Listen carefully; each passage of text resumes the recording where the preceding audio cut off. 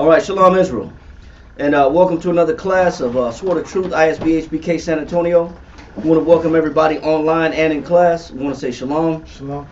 And we want to give a shout out to our brothers out there teaching this truth also, and other camps and schools affiliated with us, isbhpk San Antonio, Houston, Virginia, Norfolk, Virginia, Rochester, New York, Guatemala, London, California, New Mexico. Shalom to all the brothers and sisters out there teaching this truth.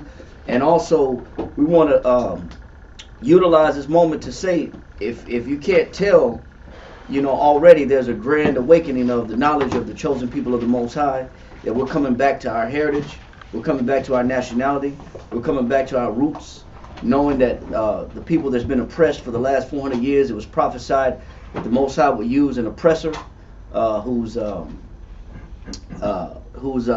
lofty and utilizes the image of the eagle, because that's how he sees himself, according to Obadiah, and also Deuteronomy 28. Symbolically, he represents the eagle, and he would oppress us for a certain amount of years in captivity. But after that time, his time would come to an end, and the Most High would once again recall and reach out and bring about and bring back the lost sheep of the house of Israel, and reconstitute us as a nation. Just like it said in Ezekiel, we just hit the camera. Can somebody get the camera? Ezekiel 37. There. All right, go ahead. A little bit more. A little bit more. A little bit more this way. A little bit more. He got it. Let him do it. Keep going. Stop right there. It's good. Boom. Watch your camera. All right. So I want to say shalom to everybody that is watching online. Salaki for that. Now, part of this process of this great awakening, as our people start to wake up, and also you may know this, if anybody that has been having this knowledge for a certain amount of time, you may know and understand, if you can recall, some of us have been around this knowledge a little bit longer, so we haven't gotten familiar, we've kind of lost the familiarity with what it means to be in the truth and to have this knowledge. And also, when you first got this knowledge, not saying for those ones that have been around this truth since they were born, but the ones that were in the world and got this knowledge and then had to make a transition from being in the world to now following a lifestyle after Christ. For those that had to make that transition and is conscious of that transition, then they may be more familiar with the understanding of what it means that when you decide to take one step forward in the right direction, you're going to start getting multiple individuals, people, influencers around you to pull you back and to withdraw you from that knowledge that the Most High was bringing you into. So some of us can recall this. For some of us it's been time, it's been 10, 15 years. Some of us it's only been a year or two. But just to kind of touch up on this idea or notion of what it means, let's go to Matthew. Somebody get Matthew chapter 13. I guess we can start it around verse, let me get it real quick. We can start it around verse 30.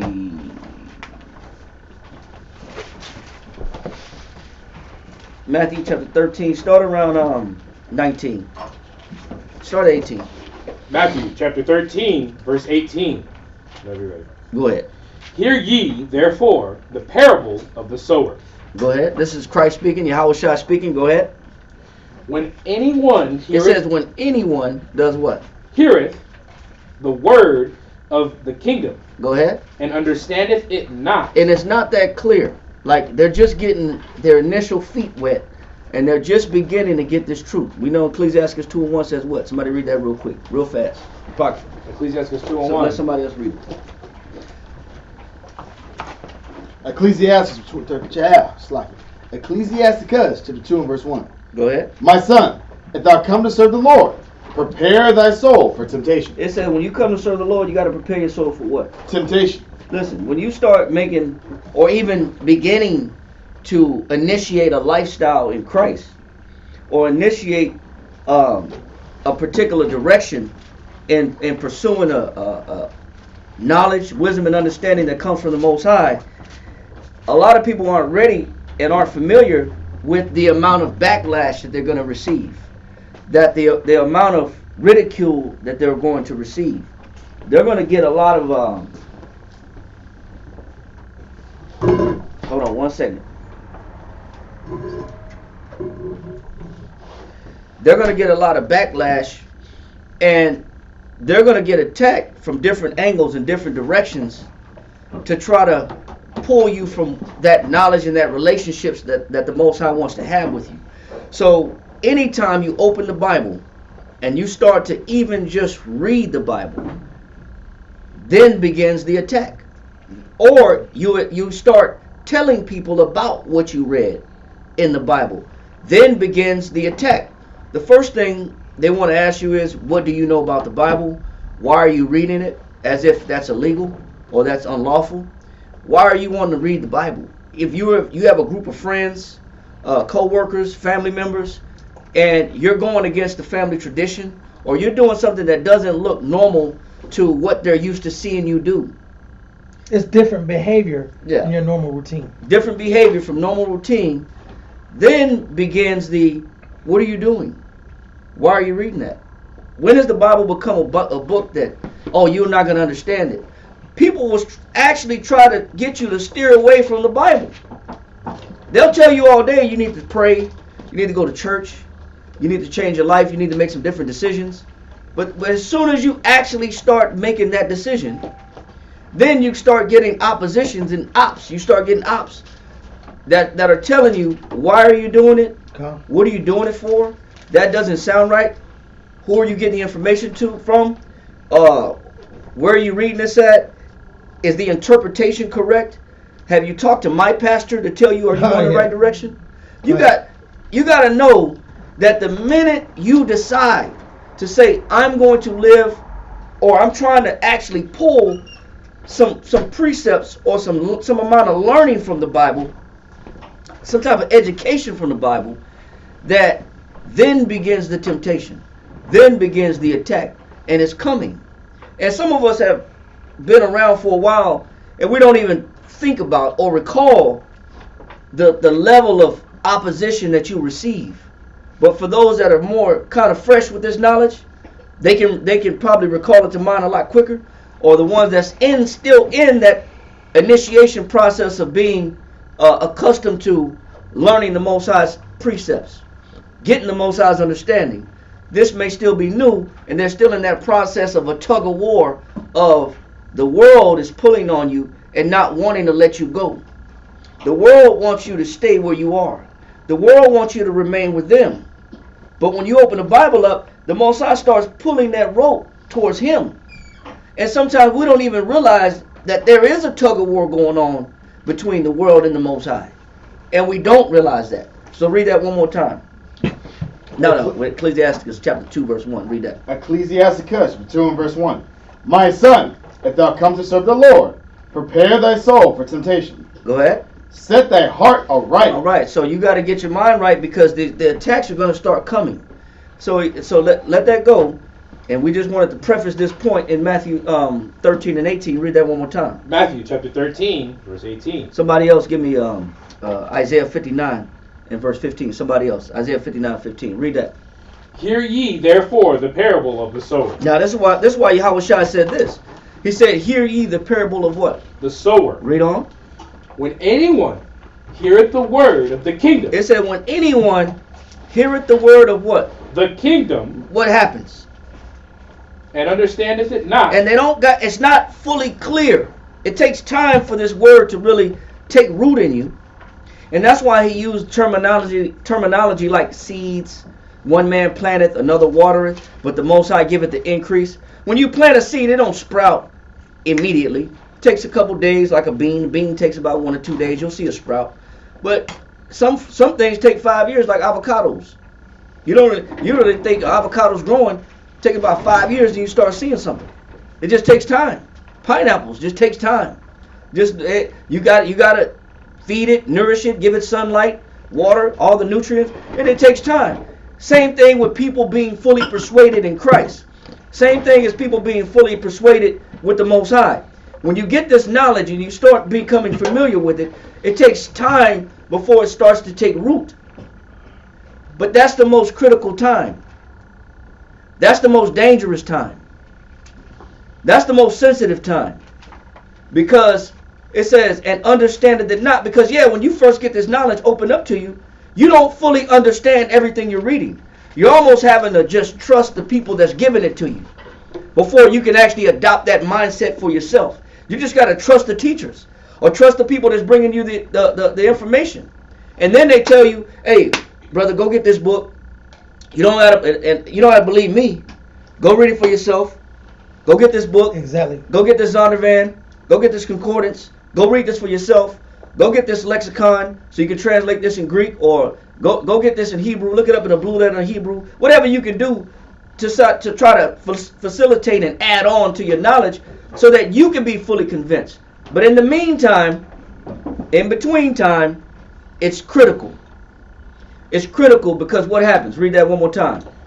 It says, when anyone heareth the word of the kingdom and understandeth it not. And they don't really got a full grasp. They just heard. Somebody dropped it on them. Hey, brother, don't you know you're the chosen people of the Most High? Don't you know that the so-called Negroes are the tribe of Judah? Don't you know that the so-called Mexicans are the tribe of Issachar? Don't you know that you have a place in the Bible, unlike what you've been taught in the world by education? It sounds completely different. Kind. And then it's unrecognizable comparison to anything I've heard before in the world. Ain't nobody's dropping this knowledge. You never heard this in school. You read about the Greco-Roman Empire in school. You read the Iliad and the Odyssey. You read all these things, different theatrical dramas.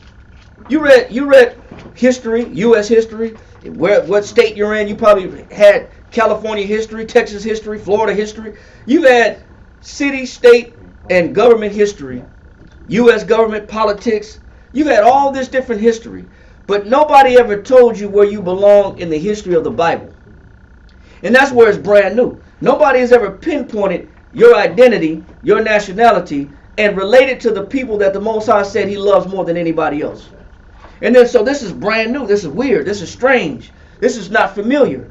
So then when you get this information, what happens is this. Read that one more time, y'all out. Yes, sir. Matthew chapter 13 and 19.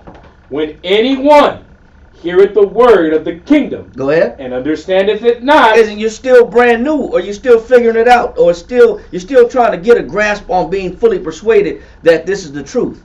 Read on. Then cometh the wicked one. It's automatic. It's automatic. It's like clockwork. Then cometh what? The wicked one. The wicked one. Who's the wicked one? That influence the person asking you why you're biblically. Who's the wicked one? Satan. Your adversary. Satan. Then comes the wicked one. Satan, your adversary, your enemy. He said, then comes the wicked one to do what? And catcheth away. Satan's objective is to not let the seed of the truth take root in you. That's his objective. His objective is to pull this seed out before it grows roots. Just like anything that grows roots, is it easy to pull out once them roots grow into the ground? No, not at all. You know, I try to pull up a 3-inch weed that hurt my back. That threw out a disc. Because what I didn't see on top of the ground, I saw a 3-inch weed. But below the ground, the root was a foot and a half. I had to dig all the way around the damn root to get to the core of it. And when I pulled the root out, it was about a foot and a half. But only 3 inches was on top of the ground. There's no way I was going to be able to just pull that up without digging all the way around it. That's the same thing with good and bad knowledge. The faster you can get to it, when it comes to, if it's negative, if it's some negative knowledge, the faster you can root it out before it grows, then the better. Same thing with righteousness, though. The same thing with this knowledge and this truth. The quicker that Satan can pull it out before it grows roots, the less likely you become a believer, and the less likely you can evolve and change until that state of mind that Christ possesses. So it's critical that Satan comes immediately when you're still trying to figure out the truth. It's critical that Satan comes right away to snatch this knowledge out before you really start digging into the Bible for yourself and becoming fully persuaded by yourself, so that nobody can persuade you at that point. So there's a moment where I'm undecided. I'm still trying to read, still trying to figure it out, still not sure. That's when Satan is coming to do what? Read. And catcheth away. And to take that seed out before that seed drops down into the earth. Drops down and takes root into this knowledge. Read. That which was sown in his heart. And to catch that away, that which was what? Sown in his heart. And that's Satan's objective. Now give me that Isaiah chapter 59 verse 15. Isaiah chapter 59 verse 15.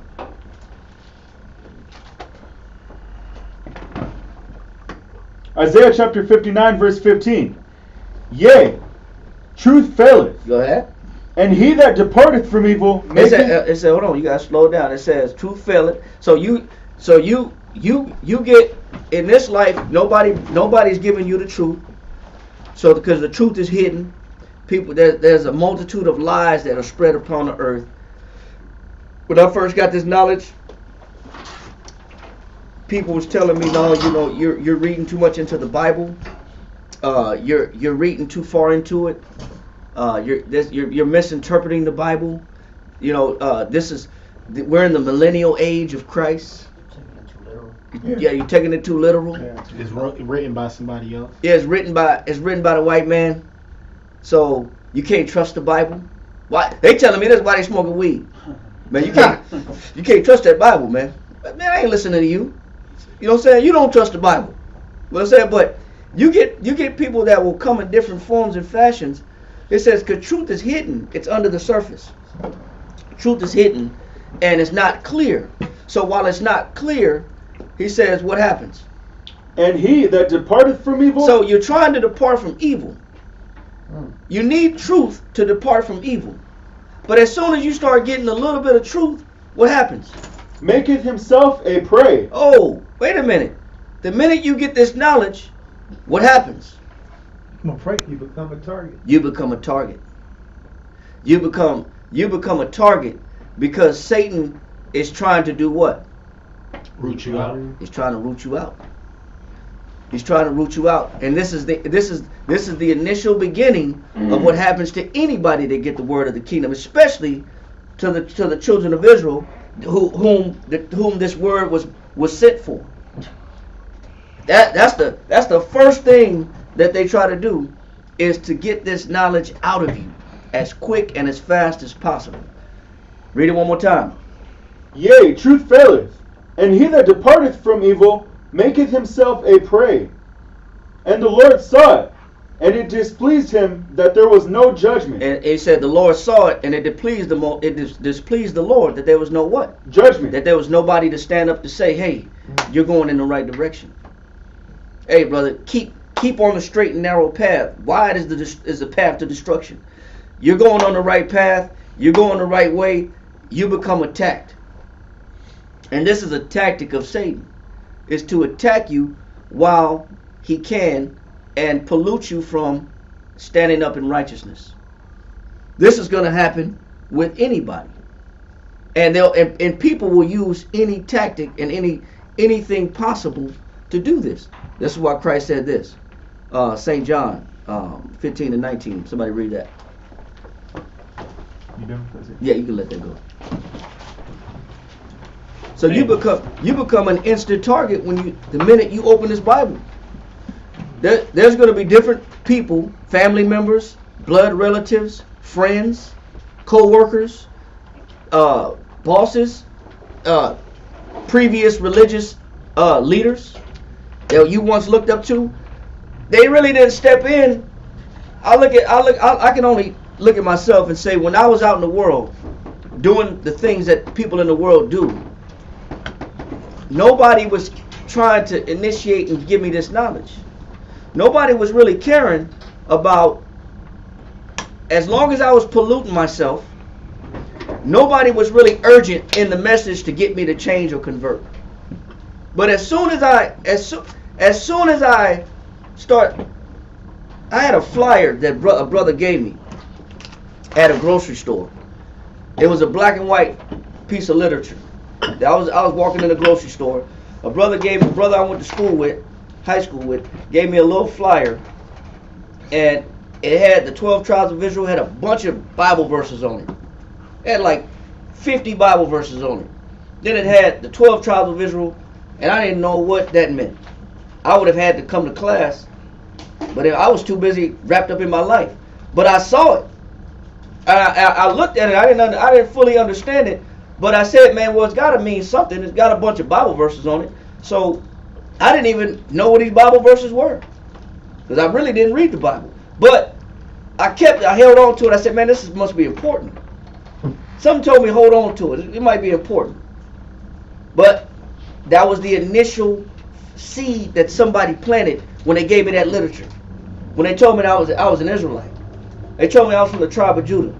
I don't know what that means. I don't know the full extent of what that means. How serious is this literature? What does that mean? It was on a black and white plain piece of paper. Wasn't nothing fancy, wasn't even color. Just a bunch of scriptures and the 12 tribes chart. Well, I didn't understand what I was reading, but I knew it got a lot of verses on it, so it's trying to say something. I know it's trying to say something. I didn't read into it. I put it in my trunk, and I went on with my life, partying, doing what a young man do, wilding out in the world. And then I'm cleaning the car after about 6 months, and I find the flyer again. This time I'm taking a look at it because as I'm living life, life's not working. As I'm living life, life is failing. I'm failing that life. So now I'm starting to look at this. I'm starting to pay attention to this. Let me look at this now. Let me see what this is talking about. Read this right here. John chapter 15 and verse 19. If ye were of the world. It said if you was of the world, go ahead. The world would love his own. I would have been embraced in the world, but you know why I wasn't embraced in the world? Because I wasn't of the world. And this is why I realized that I never really fit in to the world. I know as much as I tried to give myself to everything that the world is doing, the Most High made sure that it failed. I volunteered myself to the world. I opened myself up to the world. Whatever the world was doing, whatever I saw on TV, music, videos, music, especially music, bro. Whatever music, that influence of that music had on me. Yeah, pop culture. That pop culture, I was diving into it. If the world is wearing Tommy Hilfiger, I got the socks, the underwear, the undershirt, the hat, the shoes, and the overalls and the coat. No lie. If the world was wearing, I went all the way into whatever was acceptable in the world. I went all the way down to the socks and the drawers. I was wearing it. Then until Tommy Hilfiger said what? It's not for you. If I knew that blacks and Hispanics was going to be buying my clothes, I would have never made them. That's when I said, okay, off with the Tommy Hilfiger. Right. So no matter how much I try to fit in, there was little signs to let me know you could dress like, look like, act like, dance like, be like, work like, but you're not meant to be in this world. It says if you was of the world, read that again. St. John chapter 15 verse 19 from the top. If you were of the world would love his own. Go ahead. But because ye are not of the world, but I have chosen you out of the world, therefore the world hateth you. And how do you know when you're not of the world? Is when the world starts what? To hate you. When the world starts to hate you, that should be a sign that you're actually on the right path. See, you're a target when you pick up truth. When you begin to get the truth, there's a bullseye on your back, because Satan he knows that he got to get you out of this willingness to look at the Most High in the right way as soon as possible, before this knowledge takes root. While you're still vulnerable. While you're still young, you're still vulnerable. Mm-hmm. So he says the world. He said, I know you're not of the world, because the world will do what? Would hate you. The world starts to hate you, especially when you start to get truth. Go to St. John chapter 8 and read verse 32. Mm-hmm. St. John chapter 8 and verse 32. Hold that, and then hold that for me real quick. Let me read this. Well, you can go ahead and read that. Go ahead and read that. Come. St. John chapter 8 and verse 32. And ye shall know the truth. Christ said, and you shall know what? The truth. You shall know the truth. Go ahead. And the truth shall make you free. It said the truth shall do what? Make you free. Now, read this from the Dawiyat right here. This is once again I gotta go to Philo. They are corrupting that holy thing, which is truth. Read that right there. Come. They are corrupting that holy thing, truth. They said when people lie to you, he said they're corrupting the holy thing, which is what? What's considered a holy thing? Truth. Truth. Truth is holy. Truth is considered holy in antiquity. Christ said what in St. John 8:32? Said, and ye shall know the truth. It says the minute you start to get truth, which in antiquity was looked at as what? Holy. As holy. Go ahead. No. Then, it said that you shall know the truth, and the truth shall do what? And the truth shall make you free. And the truth will free you up from the world. But the minute you start freeing yourself up from the world, then comes the attack from the wicked one to pull you back into the world. Read that again. They are corrupting the holy thing, truth, Go ahead. than which there is no more sacred possession among men, which like the sun sheds a light upon all things, so that not one of them may be kept in darkness. It says so. He says when somebody gets the truth, it says not one person shall be kept in what? Dark. Shall be kept in darkness once you get the truth. The truth pulls you out of darkness. So you need the truth to pull you out of the world. But the problem is when you get pulled out of the world, here comes the wicked one. Here comes Satan. And you watch this in all different realms. Let's use Nick Cannon for example. Now, Nick Cannon, had the Wild 'N Out show, which he said he took money out of his own pocket and created, wrote, produced, and endorsed, supported his own show. He wrote the show, he financed the show out of his own pocket. Independent. It became a hit. The production became a hit. He did his thing with Wild 'N Out, no problem. Had his own, what's that Cannon Talk? What's that little podcast that he got?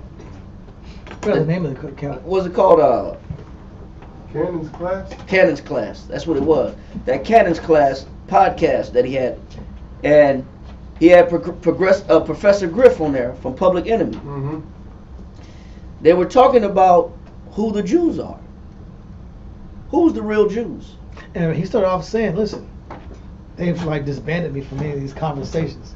He's been disbanded and exiled from the pop culture community because of stances he's taken dealing with these type of topics. He said it previous to the depth of the conversation. I didn't read. I heard some of it. Yeah. He said what? He was pronouncing before he even went to the depth of the conversation, going to the Hebrews. He was pronouncing and saying how often he's been kind of really, he's started becoming hidden from the public view, and that because he has certain disagreements about, he's had certain stances based off of information and truth dealing with Amalek, dealing with false, Exactly. how it goes, right?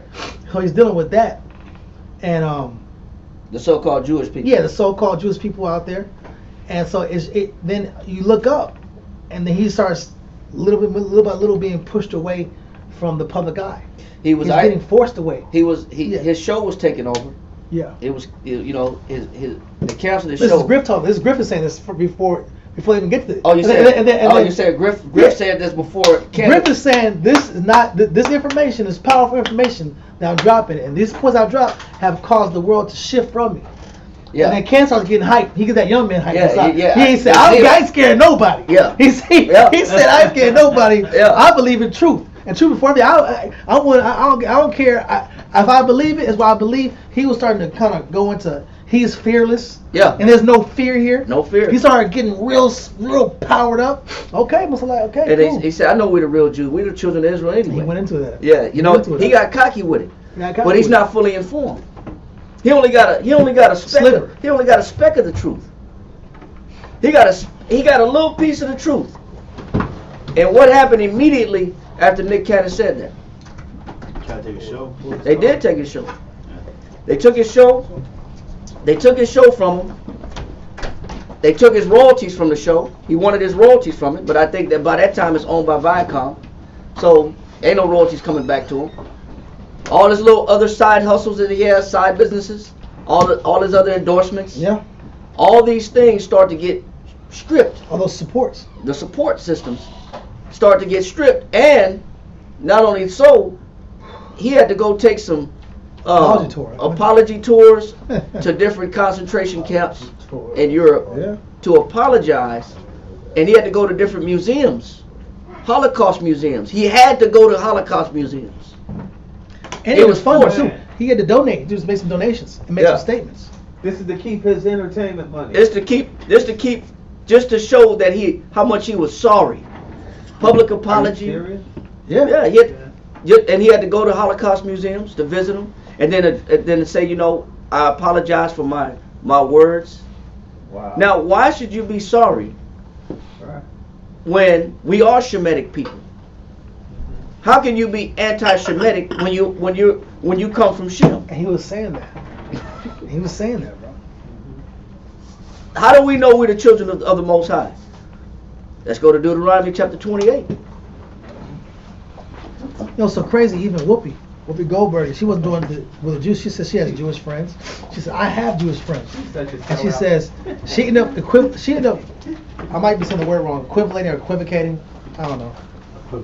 She ended up using the I guess the comparison that what's going on in the world as far as dealing with Caucasian Jews, that they're just white people. She made the connection. She said that they're just different. We can call them Jewish, you can call them this, you can call them that. It's just white people. Right. And they went crazy on her, bro. Because they don't want to be associated with the classical Caucasian. Right. They're Jews. They're victims here. Right. So they start banging her for being an anti-Semite. Right.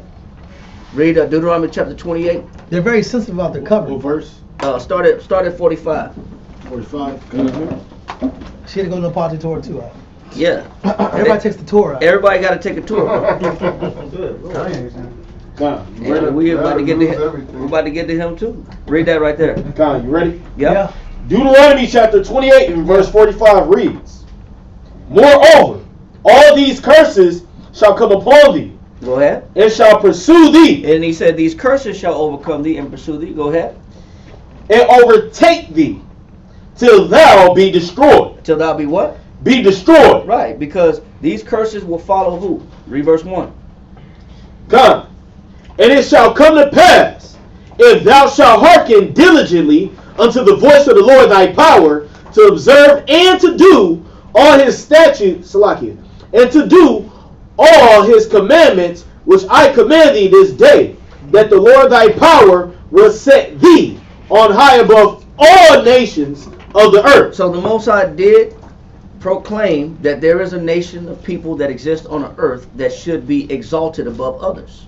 Who is that nation? Go to Deuteronomy 1 and 1. Who is that nation that the Most High said should be exalted above all other nations? Come. Ready? Yep. Deuteronomy chapter 1 and verse 1 reads, These be the words which Moses Go ahead. spake unto all Israel. Unto all who? Unto all Israel. Who is that nation that's supposed to be exalted above all nations on the earth if they obey the commandments of the Most High? Unto all Israel. Go ahead. On this side Jordan. Right. In the wilderness. Go ahead. Now jump back down to 28. Go. So we know that these blessings were signified to befall the children of Israel if we become obedient. But also if we become disobedient, then all these curses shall befall us. Now read that back in 45 again. Go ahead. Come. Deuteronomy chapter 28 and verse 45 from the top reads, Moreover, all these curses shall come upon thee, and shall pursue thee, and overtake thee, till thou be destroyed. Until what?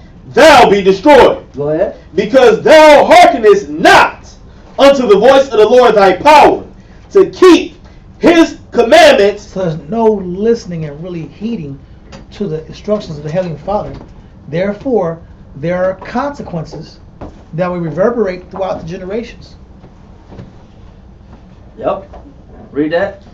Because thou hearkenest not unto the voice of the Lord thy power, to keep his commandments and his statutes, which he commanded thee.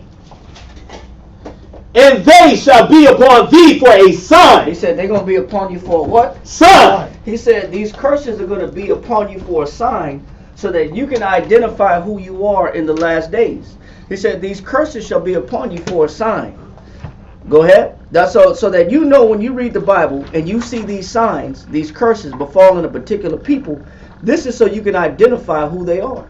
This is so you can identify that they belong to the Most High and they're being particularly cursed by the Most High because they're not living up to His standards that He required them to live under, which is to be obedient to His law, statutes, and commandments. This is how you know that He said, you'll know that these are my people and I'm personally punishing them because of the fact that they're not giving me what I'm asking for. Go ahead. Done. And they shall be upon thee for a sign and for a And wonder. if you ever want to know who the children of Israel are, you don't have to go far. You don't have to go further than these curses. These curses will identify and let you know that these are the children of Israel. He said for a sign and for a wonder. Read on. And upon thy seed. And he says these curses shall also befall your children. They will adopt these same curses. These are generational curses that will let you know who the children of Israel are. So when you find this knowledge out, you don't have to be apologetic when you realize that these curses befell our people. When you look at, let's go through and jump down and get to the point that we won't continue in class. Jump down to verse 68. Come. Verse 68. And the Lord shall bring thee into Egypt Go ahead. again with ships. Go ahead. By the way whereof I spake unto thee. Read. Thou shalt see it no more again. Read. And there ye shall be sold unto your enemies Go ahead. for bondmen and bondwomen, and no man shall buy you. Now the Portuguese, they were pulling slaves out of West Africa as early as the 1400s. When Columbus got here, he took some natives off the island of Hispaniola and brought them back to Spain in a ship, not a cruise ship, not the Love Boat. You're not having dinner with the captain. Not a canoe. It's not a canoe. He took them back in the ship as prisoners to show Spain that we found a new nation of people that have a land that's rich. So the Most High said, when you find these curses, and they start carrying you in, and they said they shall bring you into Egypt again with what? With ships. And what's going to happen? Thou shalt see it no more again. And you will not see your homeland again. Read on. And there ye shall be sold. And we know that Gad was sold, the North American Indians were sold. We know that Issachar, the so-called Mexicans, were sold. We know the Negroes were sold. Go ahead. And there ye shall be sold unto your enemies For what? for bondmen For bondmen and what else? and bondwomen, And bondwomen. Read on. and no man shall buy you. And no man shall redeem you. He says, so when you see these signs befall a particular people, that's how you know these are my children. So when this knowledge hits the ears of celebrities, when this knowledge hits the ears of people in power or people in authority or have some type of notoriety, when this knowledge hits them, they immediately become attacked. Just like for the minute Nick Cannon said that, was he lying? No. The minute he said it, the attack began. Shows were canceled, money was taken, and he had to go on that tour to apologize. Even that NBA basketball player, I forgot his name, bro. Nice dude. He was real nice. Huh? Eamon Shumpert. There's another one. Iman Shumpert? Iman Shumpert. There's a lot of them. Yeah. Well, no, you talking about He's nice with it, bro. you talking about the center? Kyrie. He was No, on no, no. he was on Yeah, Knicks. but- He was Dark on skinned the dude, Knicks. tall. Yeah, he was on the Knicks. Stoudemire. You talking about Amari Stoudemire? Yeah, Martin Stoudemire was real sharp in his information, and they kept trying to make him. They tried to get him to make a controversial statement, so they can blow him up on TMZ and blow him up and start going in inquisition in his personal life. Right. But he kept it real. He was real good at sliding away from the light, as far as that media light. And that's what happens. I like what you said, that inquisition of your personal life. God. Then the attack begins. The attack on your character. And the way they start to attack your character and who you are as a person and what you believe in. And so we're watching this now, not only with Nick Cannon, we're watching this with who? Kanye West. We're watching this with Kanye West. This episode 100. Yeah. It's the same routine. There's He's new crazy, person. and he's the one to go there. There's different echelons. There's the common people, and there's people that are quote unquote, elites of our races, right? That they're selected to deal with and to propagate the communications of Esau, or the prince of the power of the air. They're professional mouthpieces for the media, that dynamic. But then sometimes they get hit with the information. Right. And they gotta make a decision. They got to make a decision whether they want to keep. The stakes are higher. They got to make a decision whether they want to keep their assets, Yeah. keep their endorsements, Exactly. keep their contracts, and also the public view is now skewed. Now they become public enemy. Now every news channel is taking the whole interview of however long he was on Drink Champs, making a statement. Now they're taking bits and pieces of what he says, chopping it up, and just isolating just the strategic points of interest. Yes. Not the whole interview, but just not the fact that he said he was attacked and he had handlers and he was given medication that altered his creativity and that they were trying to take control over his children, bypassing all these things which he stated. And he had another interview previous to that interview where he made statements they didn't allow the interview to air. It's like they were not allowing information to come out on a mass level. Editing, Right. captioning. And then he gets to drink champs. He has another opportunity to speak his mind. Yep. But he had another opportunity after that because they did isolate his speeches, marginalized his words to where they controlled what he was trying to say. Wow. Not the whole message, but just bits and pieces of the message of what he was trying to say. And that was what they used to criticize, ridicule, and to undermine his whole platform. He understood that I can't say certain things in certain platforms because your Twitter account gets banned. Yep. You go to Facebook jail. Yep. You go to Facebook jail. Your Twitter account gets taken. You get all your social media gets blocked. Your followers, your Instagram page gets taken down. All these avenues of speech, it gets taken and withdrawn, and you get placed in a box. You get isolated in a box. This is nothing new, but this will happen also when you get the truth. Somebody go to John, chapter 7, verse 7. When you get the truth, the same thing that happens to Kanye will happen to you. It's a spiritual attack. But a spiritual attack, because we don't always necessarily have billions to play with. But you will still be attacked. Read that, St. John chapter 7, verse 7. St. John chapter 7, verse 7. The Lord cannot hate you, but me it hath hated. Go ahead. Or but me it hated. It says the world did what? The world cannot hate you, but me it hated. It said the world can't hate you. Christ is saying the world can't hate you, but me it hates. Why did Christ acknowledge that the world hates him? And why will the world hate you also? The minute you start doing what? Read on. Because I testify of it. Because you testify what? Of it. That what? That the works thereof are evil. The minute you start testifying against the way that the world operates, that the way of the world is what? Evil. Then starts the what? Then begins the hate. The hate attacks. The hate attacks. The character assassination begins. They try to shame you in what you believe in. They try to make you a public enemy. They try to dismantle your reputation. They start making claims about you. They start discrediting your platform, who you are as a man.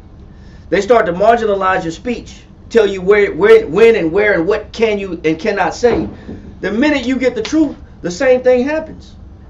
You better believe that the world is coming against you the minute you get this knowledge and you start putting this knowledge out on a public platform. In general. In general. When you start teaching against the wickedness of the world, when you start teaching how the world is wicked and evil, and you start showing how the world is evil, then comes the attacks and the hate. You can guarantee it.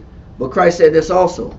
Go to St. John, chapter 8 and 23. St. John chapter 8, verse 23. And he said unto them, Ye are from beneath, I am from above. Ye are of this world, I am not of this world. He said, I'm not of this what? I am not of this world. He said, I'm not of this world. Go ahead. I said therefore unto you, that ye shall die in your sins. He said, you shall die in your sins, because I'm not of this world. Christ is saying, listen, you of this world. I'm not of this world. What's in the world? 1 John chapter 2, verse 15 says what? I thought he said we wasn't of this world. We're not. He was talking to he was talking to the Pharisees. Oh. He was talking to the Pharisees, and I'm going to show you why he was talking to how he was talking to the Pharisees and his message to the Pharisees. Go ahead. 1 John chapter 2, verse 15. Love not the world. Who said this? Paul or no? John. Who's speaking? John the Revelator. John, right? That was the disciple of Christ. He said, love not the world. Read on. Neither the things that are in the world. Go ahead. If any man love the world, the love of the Father is not in him. It says the love of the Father is not where? In him. The love of the Most High is not in you. Why is that? Read on. Verse 16. For all that is in the world, the lust of the flesh. Because all that's in the world is the what? The lust of the flesh. What else? And the lust of the eyes. And what else? And the pride of life. So when you start detaching yourself, when you start to detach yourself from the flesh, when you start detaching yourself from all the sensual aspects of passion, of lust, of impiety, of fear, when you start detaching yourself of all these things that the world try to put on you. I can't say nothing because I'll lose my job. I can't say nothing because I'll lose my money. I can't say nothing because I'll lose my position. I can't say nothing because I might get fired. It said, listen, when all these things when you start denouncing the world starts attacking you. Satan don't want to let you go. He said all that's in the world is the lust of the flesh, the lust of the eyes, and what else? And the pride of life. Read on. Is not of the Father. Is not of the Father.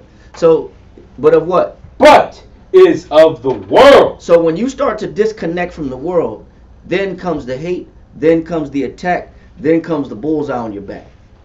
Then comes the temptation. Then comes the test and the trials.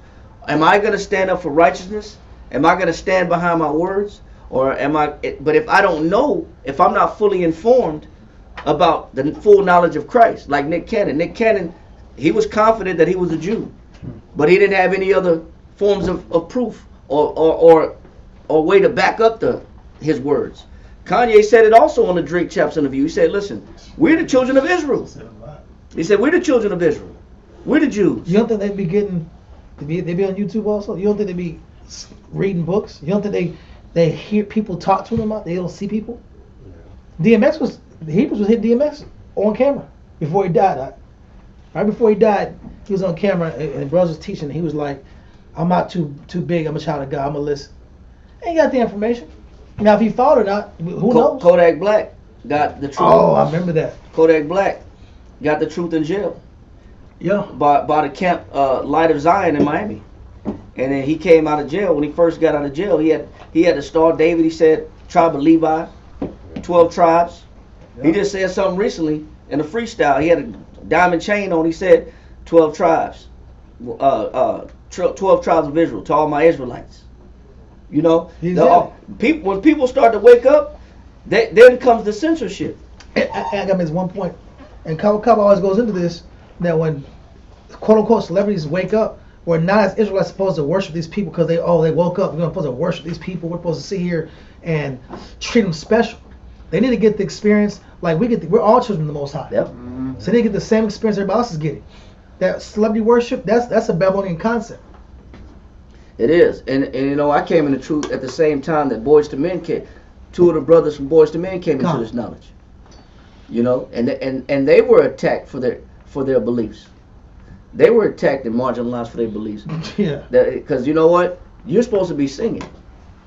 You're supposed to be singing. You got under contract with whoever the record label is, Def Jam or whoever else you with.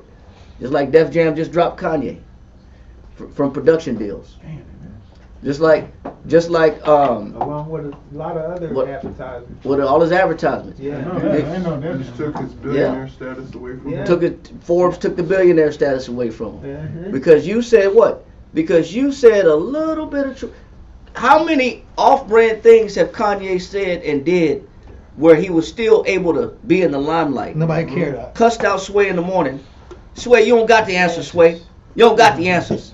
Because they didn't let him in the fashion world. Then they let him in the fashion world. Balenciaga dropped him. No longer Balenciaga. Good music, his little production or record label, Yeah. they got dropped. Good music got dropped. Then we're distancing ourselves from good music. We're distancing ourselves from Kanye. We're distancing ourselves. He just lost his sports and athletes that signed to his Donda Records. I mean Donda Athletics. Oh wow, that's a major one. Oh, Yeah, all the athletes that were signed to that except for Antonio Brown. He released a statement and said, "I'm gonna stay. I'm rocking with Kanye." He said, but everybody else, Aaron Donald, Los Angeles Rams, said, "I'm distancing myself Oh wow. from Kanye." Now the pressure is on. The break pressure him. is on to break his spirit and to break what he's saying, to get him to change what he's saying, to say, "I made a mistake. We're not the children of Israel. I made a mistake. We're not the lost sheep of the house of the Most High. I made a mistake. We're not the real Jews of the Bible." They're pushing him to say, "I made a mistake." And that's what they want him to say, that I was tripping in the head, I was going through something emotionally, it was the divorce that got to me. This is what they want to do to slam your character so that you can alter your disposition, and that's what Satan wants to do anyway, is to pull that seed out of its root from not taking root. And this is to be expected. Should be anticipated. This is when somebody should be able to pull Kanye to the side and say, "Listen, this is what it costs to serve Christ. Are you willing to lose all these things so that you can gain knowledge in Christ? Are you willing, like, what's the singer, the female, she became an Israelite too, and she's Jay-Z's apprentice, female apprentice. Yeah, what was her name? She was hard too. One of the best. light-skinned chick. She was phenomenal. I gotta find right now. She was phenomenal MC. Emil, yeah. She's phenomenal. Emil, but also the singer too. Man, what's her name? Light-skinned singer. She stopped making records that got cuss words in it. She stopped making records that Oh, I know the one with she was if you don't like me, then don't talk to me. She's a Hebrew too. Yeah. Straight up. She's a sister now. I forgot her name. Man. She was on that show that The Voice. Marie? Yeah. Thierry Marie? No, if you don't talk to me. We used to clown that back in the day, but Oh, she's a Hebrew sister now. Oh, you talking about She's a Hebrew sister for real. the one with the big tongue? What's her Yeah, name? yeah. We always clown. But she's a straight Hebrew sister. What's her name, man? I forgot her name. Don't Don't talk to me. Yeah. American Idol? Yeah, the one that won American Idol. Yeah, I know. What's her name? Fantasia. Fantasia. Yeah. Fantasia. She's Is straight that up sister now. She- Straight up. She's a sister now. Straight up. She's a straight up sister. She made a song called "Free Yourself."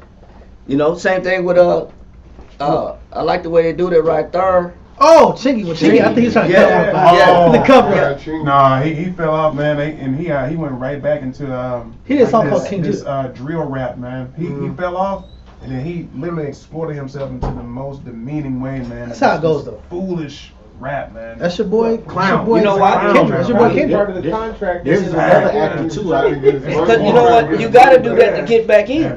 It's You bad. gotta denounce. You gotta denounce what you say. You gotta denounce what you believe in. And you got to make yourself look like a fool, Right. And such as a dress or something totally off the.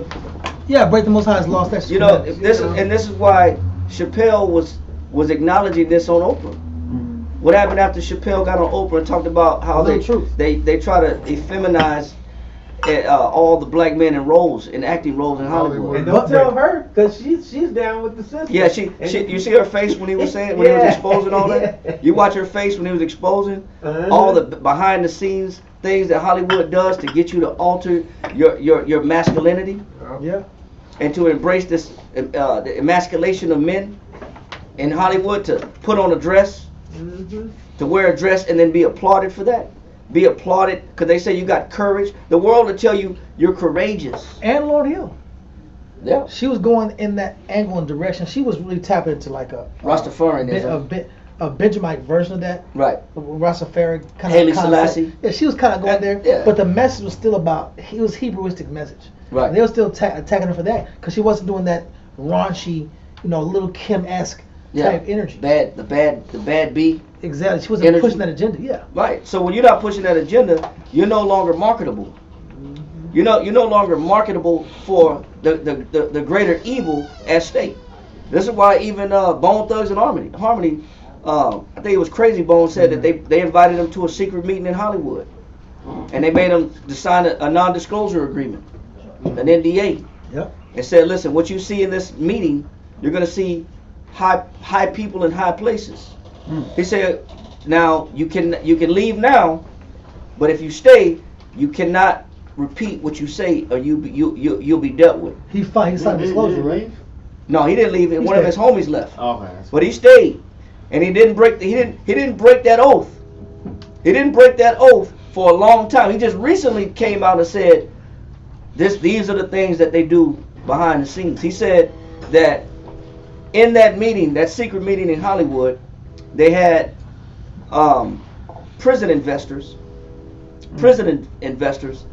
that the meeting was about telling the prison investors that, listen, the record labels are in cahoots with the industrial prison complex. They had a meeting. Yep. They said, listen, these are our investors. They invest into us as a record label, but but they also invest in prisons. What we need y'all to do as the rappers, what we need y'all to do as the entertainers, what we need y'all to do as the musicians, the one that can sway the opinion of pop culture. The salesman. We need y'all to start making more violent music because it goes in line with our investments, because we need to fill these prisons up. And if you don't agree, you don't have to agree, but you better not say what you heard within this meeting. And then one of the he said he stormed out. He couldn't believe what he said. He was shocked. He couldn't believe what he was hearing. Then you mean to tell me that prison investors are behind the music? Yes, obviously. It's not rapping like that. Conscious rap no more. But it took him a long time to say something. He didn't want to say nothing because into the Twilight Zone. He was afraid. He was afraid of losing everything. He was afraid of losing. But also he got to a point where after you see generation upon generation popularize death and killing and drive-bys and murder and adultery and drug selling, drug dealing. When you see a generation after generation becoming engrossed with that culture that he sort of created, he didn't realize what seed he planted back then and what they were trying to do as far as behind the music. What was the message behind the music? See, he didn't know that there's somebody, the wicked one is in control at this time. The wicked one is the one that's trying to initiate control to get you to sell out and sell your soul. And if you can't be a puppet, then this is when they tear down your platform. If you can't be a puppet for them, for their agenda. And this is where they'll tear down your endorsements. Now, I got to read this real quick because this is not only this is what Eldridge Cleaver said. I want you to read this real quick, Dahlia. This is what Eldridge Cleaver said also when he wrote Soul on Ice in prison. He had a problem with these particular people. Go ahead. It's right here, right? Yeah. It says, let me make sure I got that right. This point or this said he denounced. Okay. He denounced he denounced the prominence. It says he denounced the what? The prominence bestowed by the white world on Uncle Tom. He said he denounced the prominence that the white world bestowed upon who? On Uncle Tom entertainers. He says, listen, when they know that when Cat Williams started disclosing the secrets and the parties that he was going to and the people that he was seeing at the parties. Who was at the party? And when he opened the door and he started seeing what they were doing in those parties, in Hollywood parties, when he started disclosing what they were doing at the party, he said in an interview that he started getting strange phone calls at all times of the night. He started getting threatened. Threatening phone calls. Threatening phone calls that were non-stop. Mm-hmm. The threatening phone calls were non-stop, and they were consistent even with his children. They said, we're going to go after your children. And so this is when the pursuit to assassinate his character began. If you don't play ball. See, if you don't play ball, if you're not in agreement to filling up the prison systems, if you're not in agreement to persuading the youth in a backwards direction, then they'll destroy your platform. That's character assassination. Somebody give me the definition of character assassination. Because this is what they'll do. This is what we're witnessing to anybody that starts to wake up.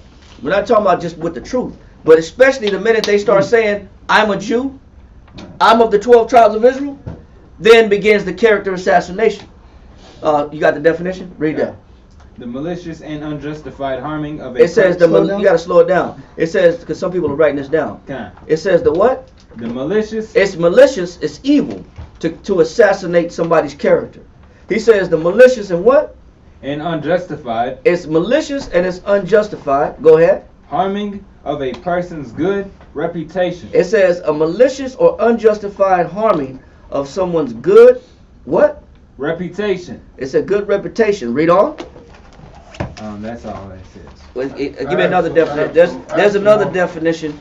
There's another definition of I got it too. Let me get it real quick.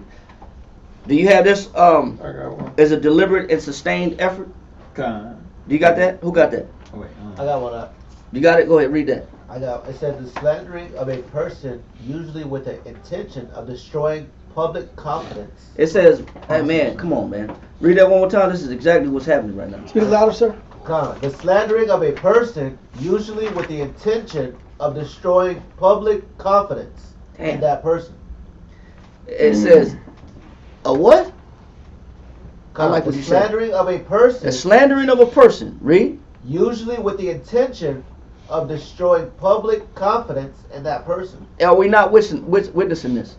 Are we not watching this right before our eyes? But this is what they do the minute you don't play ball. The minute you're not a team player. The minute that they label you as crazy. Or the minute that they label you as difficult.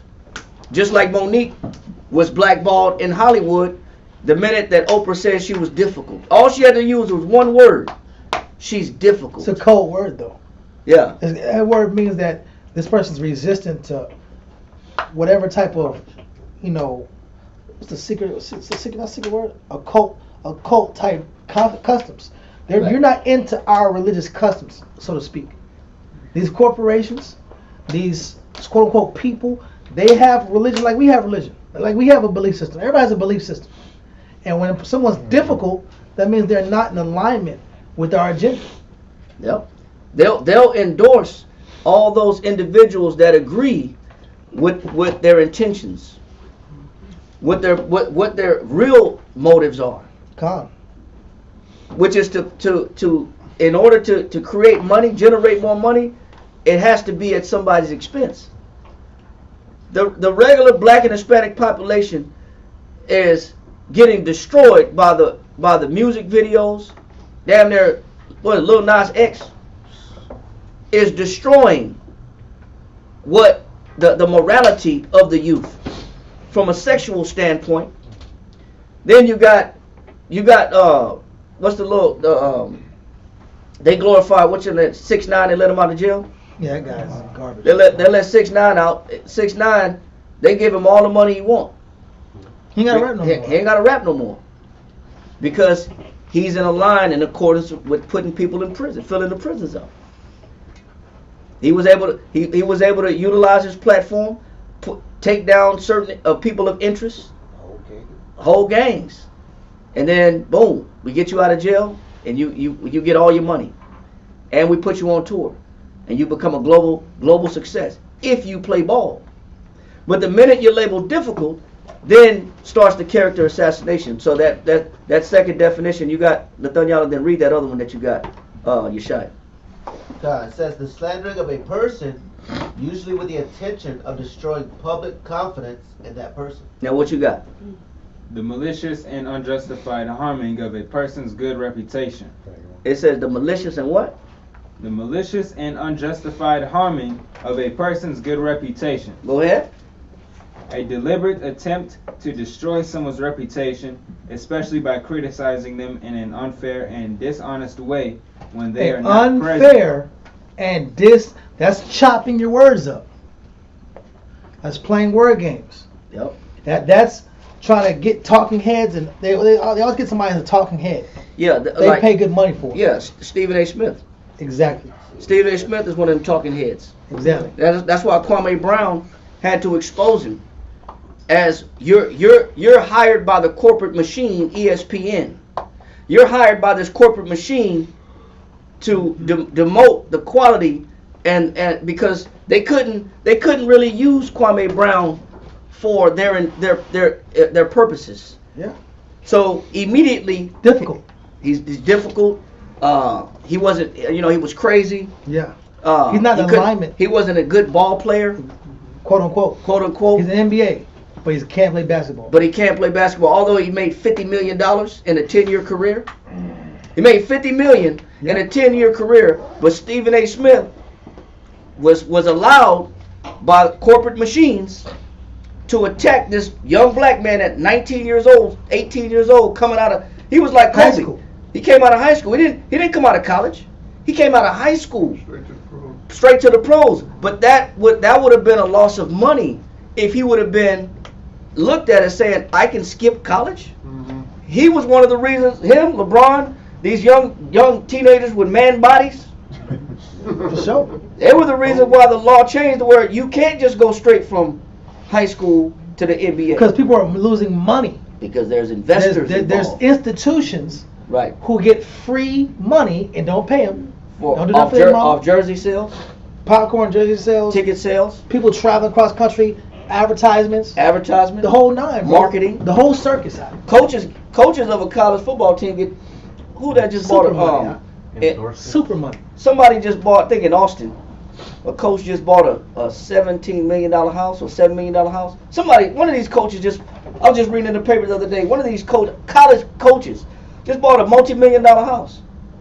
Get Mike Tyson money, huh? Yeah, but you bought a multi-million-dollar house on maybe a 5-year, $20 million contract, $10 million contract as a coach. But the players got a $100,000 education that really is not worth the money. And that's why student loan debts is getting forgiven. Because it ain't worth the money. Because the education is sour.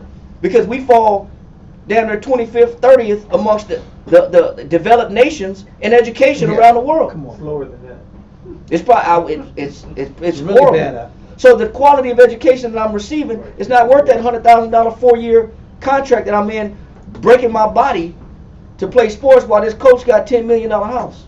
Yes, sir. That was that coach was a UT coach, Steve Starkison, and then I had a definition. Yeah, go ahead. UT coach Steve. I know I read it somewhere. How much did he get? He just bought a house in Austin. $7.5 million. You're a college coach with a $7.5 million house. Why would we want these high school kids to go straight to the pros? That's not even the head coach, I don't think. No, it's not the head coach. Who is he? That's an assistant. Lord. He's a lower level. He's not even the head coach? No, that's not the head Assistant coach. coach. Okay. Oh, Tom Herman is the head coach. yeah. He's not even the head coach? He's not. He's the coach. How you get a $7.1 million house in Austin? Down there, one of the Expensive place to be living. top rated highest cost of living place in the U.S. And you're not even the head coach. But we don't want you to go to college out of high school because there's a lot of money in between that will be missed out on. So we need you to stay in line. We need you to stay in line so that you can commit to a school so we can generate this money off the booster sales, the ticket sales. For a championship game, you pay $10,000 a seat. For NCAA game or a Big Ten championship just one game. sport. That's just one sport. Jersey sales, popcorn, advertisement money, Gambling. merchandise. Yeah. Yeah, off the gambling. Las Vegas. Las Vegas. how much are you making? And then also you're labeled as a non-profit organization on some of these teams. Huh? So then now they labeled as non-profit. So now they don't pay no taxes. So you're just here to generate income. Shut up and dribble. You're just here to generate income. You don't supposed to take a political stance when it comes to saying I'm going to take a knee because I don't like what cops are doing to young black and Hispanic men around the U.S. You're supposed to do what they classically do, like Jordan. Just watch it happen and just keep eating McDonald's out. Man, you know I got to get keep eating McDonald's. Watch all these bad events happen. Keep smiling and wearing Hanes underwear. Right? Yeah, you must be a prophet. That's what they're doing. You must be a prophet. That's what we're going to. That's what we're going to read right now. Read this right here. Read this right here. Close your mouth. Isn't Haynes the one with like Read this right factories in here. Haiti? Huh? I don't know. Yeah, they have like cheap factories in Haiti. It's even worse. Huh? T-shirts. What did Jordan say? You're like Hold on. 15 cents a day.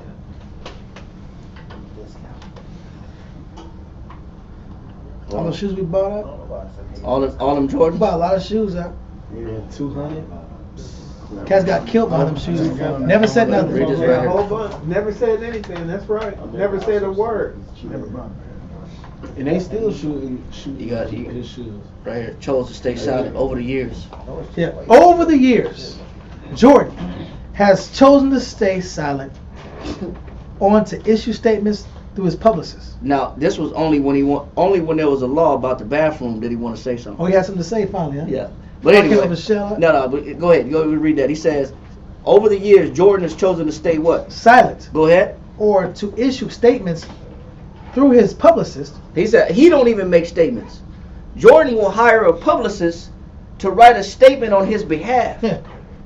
That means when he sees black on black crime, I ain't got nothing to do with that. When he sees injustice, I don't got nothing to do with that. When he sees murder rates increasing, gang violence, or the killing of young black men robbing each other for Jordan shoes, I don't got nothing to do with that. He picks up the phone, he calls his publicist, I need you to make a statement on my behalf. Go ahead and write something good. Make it sentimental from the heart. I see you at the golf game. Straight up. You know, but read on. As he did concerning the NBA All-Star game, the Hornets were to host in 2017. Last week. Man, Jordan been playing basketball since the what, 80s, man? Yeah. He came in the league in the 80s. Yeah. He said he didn't say nothing until when? 2017. Do the math. Last week. NBA Commissioner Adam Silver announced that the game will be moved because of the state's bathroom law. It says the games will be moved because of the state's what? Bathroom law. Meaning what? I remember when this happened. Because the state would not bend. They're conservative and they're not going to bend this bathroom law. Right? Yep. That there was the people that had the ability to have these certain venues said we're going to take away the concert or take away this venue or take away this situation and give it to another place that's friendlier and more progressive in their laws. More liberal. More liberal. So basically you're losing money. You're losing money because you're not supporting liberal policies. Liberal agendas. Yeah, just like an athlete. He wasn't supporting this, then he's losing money. You're being difficult. Yeah, if you're not getting the Marcus Zorro, then you're not getting deals. Yeah. Go ahead. Finish reading that. But That's why your boy Dwayne Wade such a celebrated guy. yep. Getting awarded. He's so courageous. Courage awards. Exactly. It's right here. He did not endorse a candidate in his home state of North Carolina, even in 1990 when the black former mayor of Charlotte tried unsuccessfully because of the state's bathroom law. He did not endorse a candidate in his home state of North Carolina, even in 1990 when the black former mayor of Charlotte tried unsuccessfully to unseat Senator Jesse Helms, who opposed making the Reverend Dr. Martin Luther King's birthday a holiday. He said he had nothing to say trying to make Dr. Martin Luther King's birthday a holiday. He ain't had nothing to say on that. God. Jordan was famously quoted as saying that he didn't support Harvey Gantt Because Republicans buy sneakers too. Why he stayed out of it? He said because Republicans buy sneakers too. So what is it about? About the money. It's about the money. And because you're a puppet to make money, you do your job. You're not supposed to have a political voice. You're not supposed to intervene in politics. You're not supposed to stand up for your people, even though you're watching your people get gunned down. And this is what happens, what we're watching to Kanye. This is what happened to Nick Cannon. This is what happened to Kaepernick. Lost all his endorsements. Kanye had a documentary coming out.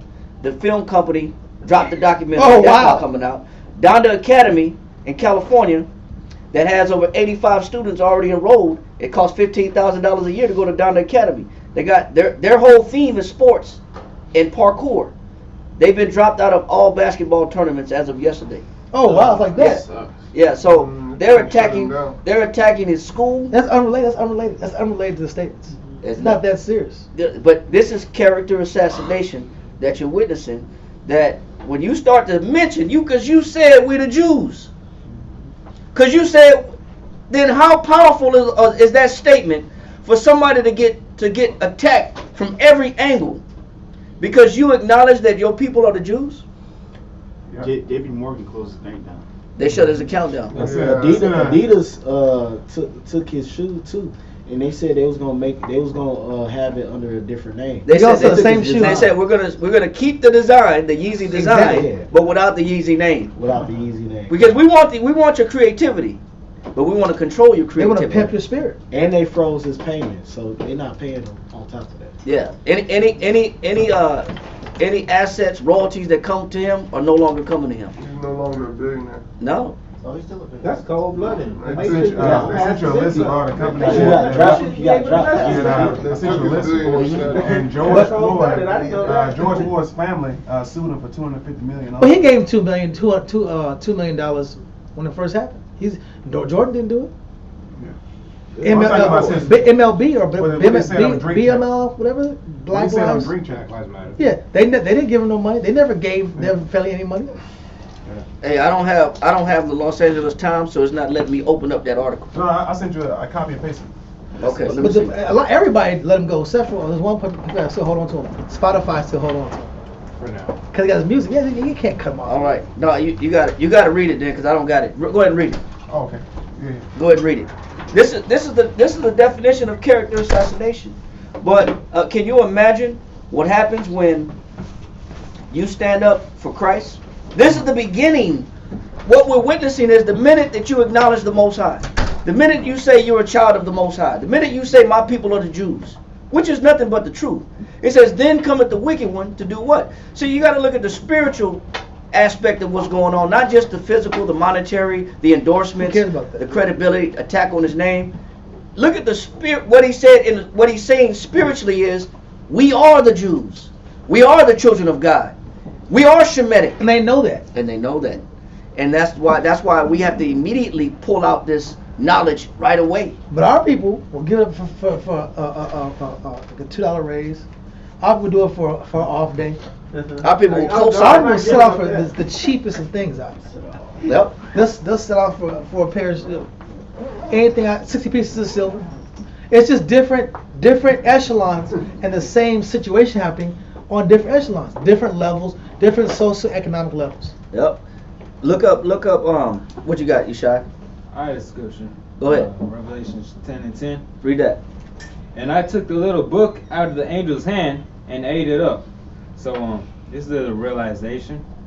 It's the realization of like when we get the truths. It's a refreshing feeling. Like you get some information that you were never taught before. So it's gonna come across refreshing. It's like a breath of life. Okay, and it was in my mouth, sweet as honey. Right, so same deal, like it was refreshing. We made the decision to change our ways. We made the decision to consider something else other than our own opinion. It says, as soon as I had eaten it, my belly was bitter. But now we got the realization that this same refreshing feeling is going to come with an exchange. Mm-hmm. And got to deal with the backlash Now there's gonna be character assassination. But when he was on an album cover making love to a demon, Right. nobody said anything. Nobody said anything. Or he had a fallen angelic woman come from the stars in the music video. He's a genius. He's brilliant. Oh, he's such a special person. When he said Yeah, coke on that's her black skin made it striped like a zebra, I call that jungle fever. So when he's rapping like this, you know, when he's saying these things, Everything's okay. you know, he's platinum selling artist.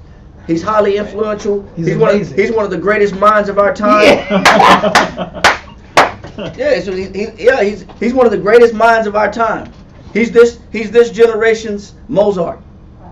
You know, that's what he's equivalated to when he's doing those things.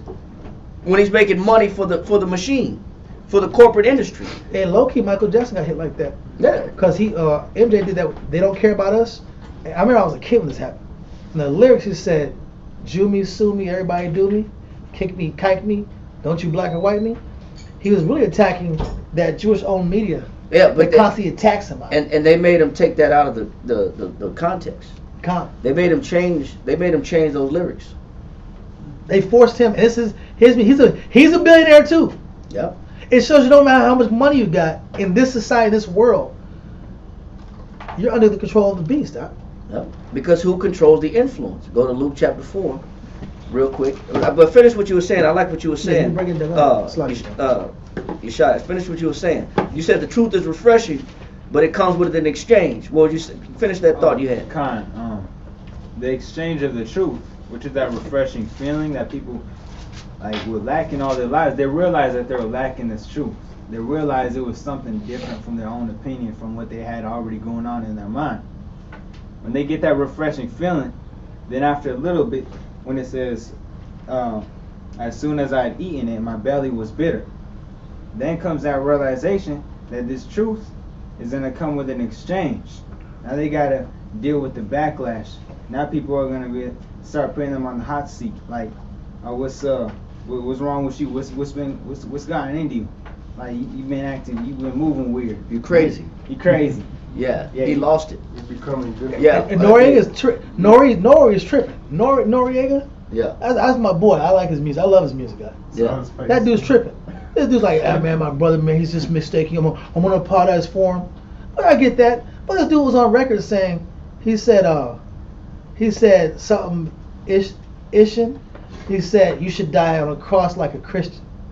That's what he said on his song. And it blew me away when he said that, bro. But his lyrics are blasphemous. Yeah, but on that one verse, Nas said some crazy stuff too. Nas talking he'll attack a reverend, he'll contact the 11 L's and Max in heaven. Then what's his name died for it? Most likely killed him. Big L. Big L talking about he'll say he'll go to heaven and sexually molest the Savior. Wow. He said it on wax. Yeah, and then right after that he got whacked. His whole face got shot out. They shot a hole in his face. Oh, wow. 7. I think they put seven bullets in his face. Unrecognizable. Most High taught him a lesson. Huh? You can't blasphemize Christ. Yeah, even John Lennon with the Beatles said. Did they know who it was that shot him? They know the streets. They probably know the streets who shot him. Might have been 50. But John Lennon said the same thing. He said the Beatles are bigger than Christ. Wow. Bigger than Christianity. Most High smoked man. People don't realize everything that comes from London is evil. A lot of stuff. That is one of the main heads of evil. Right, but you know this machine that these artists are playing with. The influence behind the machine is what they fully don't understand. Who controls the machine? That pays their paychecks. Who controls the machine? Who endorses the machine that cuts them their check? That gives them the fame. That gives them their platform. That gives them that avenue to be able to speak boldly, to say, I'm going to use my platform to speak to my people. No, you're not. They're not going to let you use a platform that you receive millions upon millions of dollars on to speak and speak to your people and resurrect your people out of poverty. Because we're not on that side. We're not exactly. And so let's read this right here. We're in let's go to Luke chapter 4 and start at verse 4 and 4. Luke 4 and 4. Mm-hmm. Now I want you to finish reading this and then read this right here.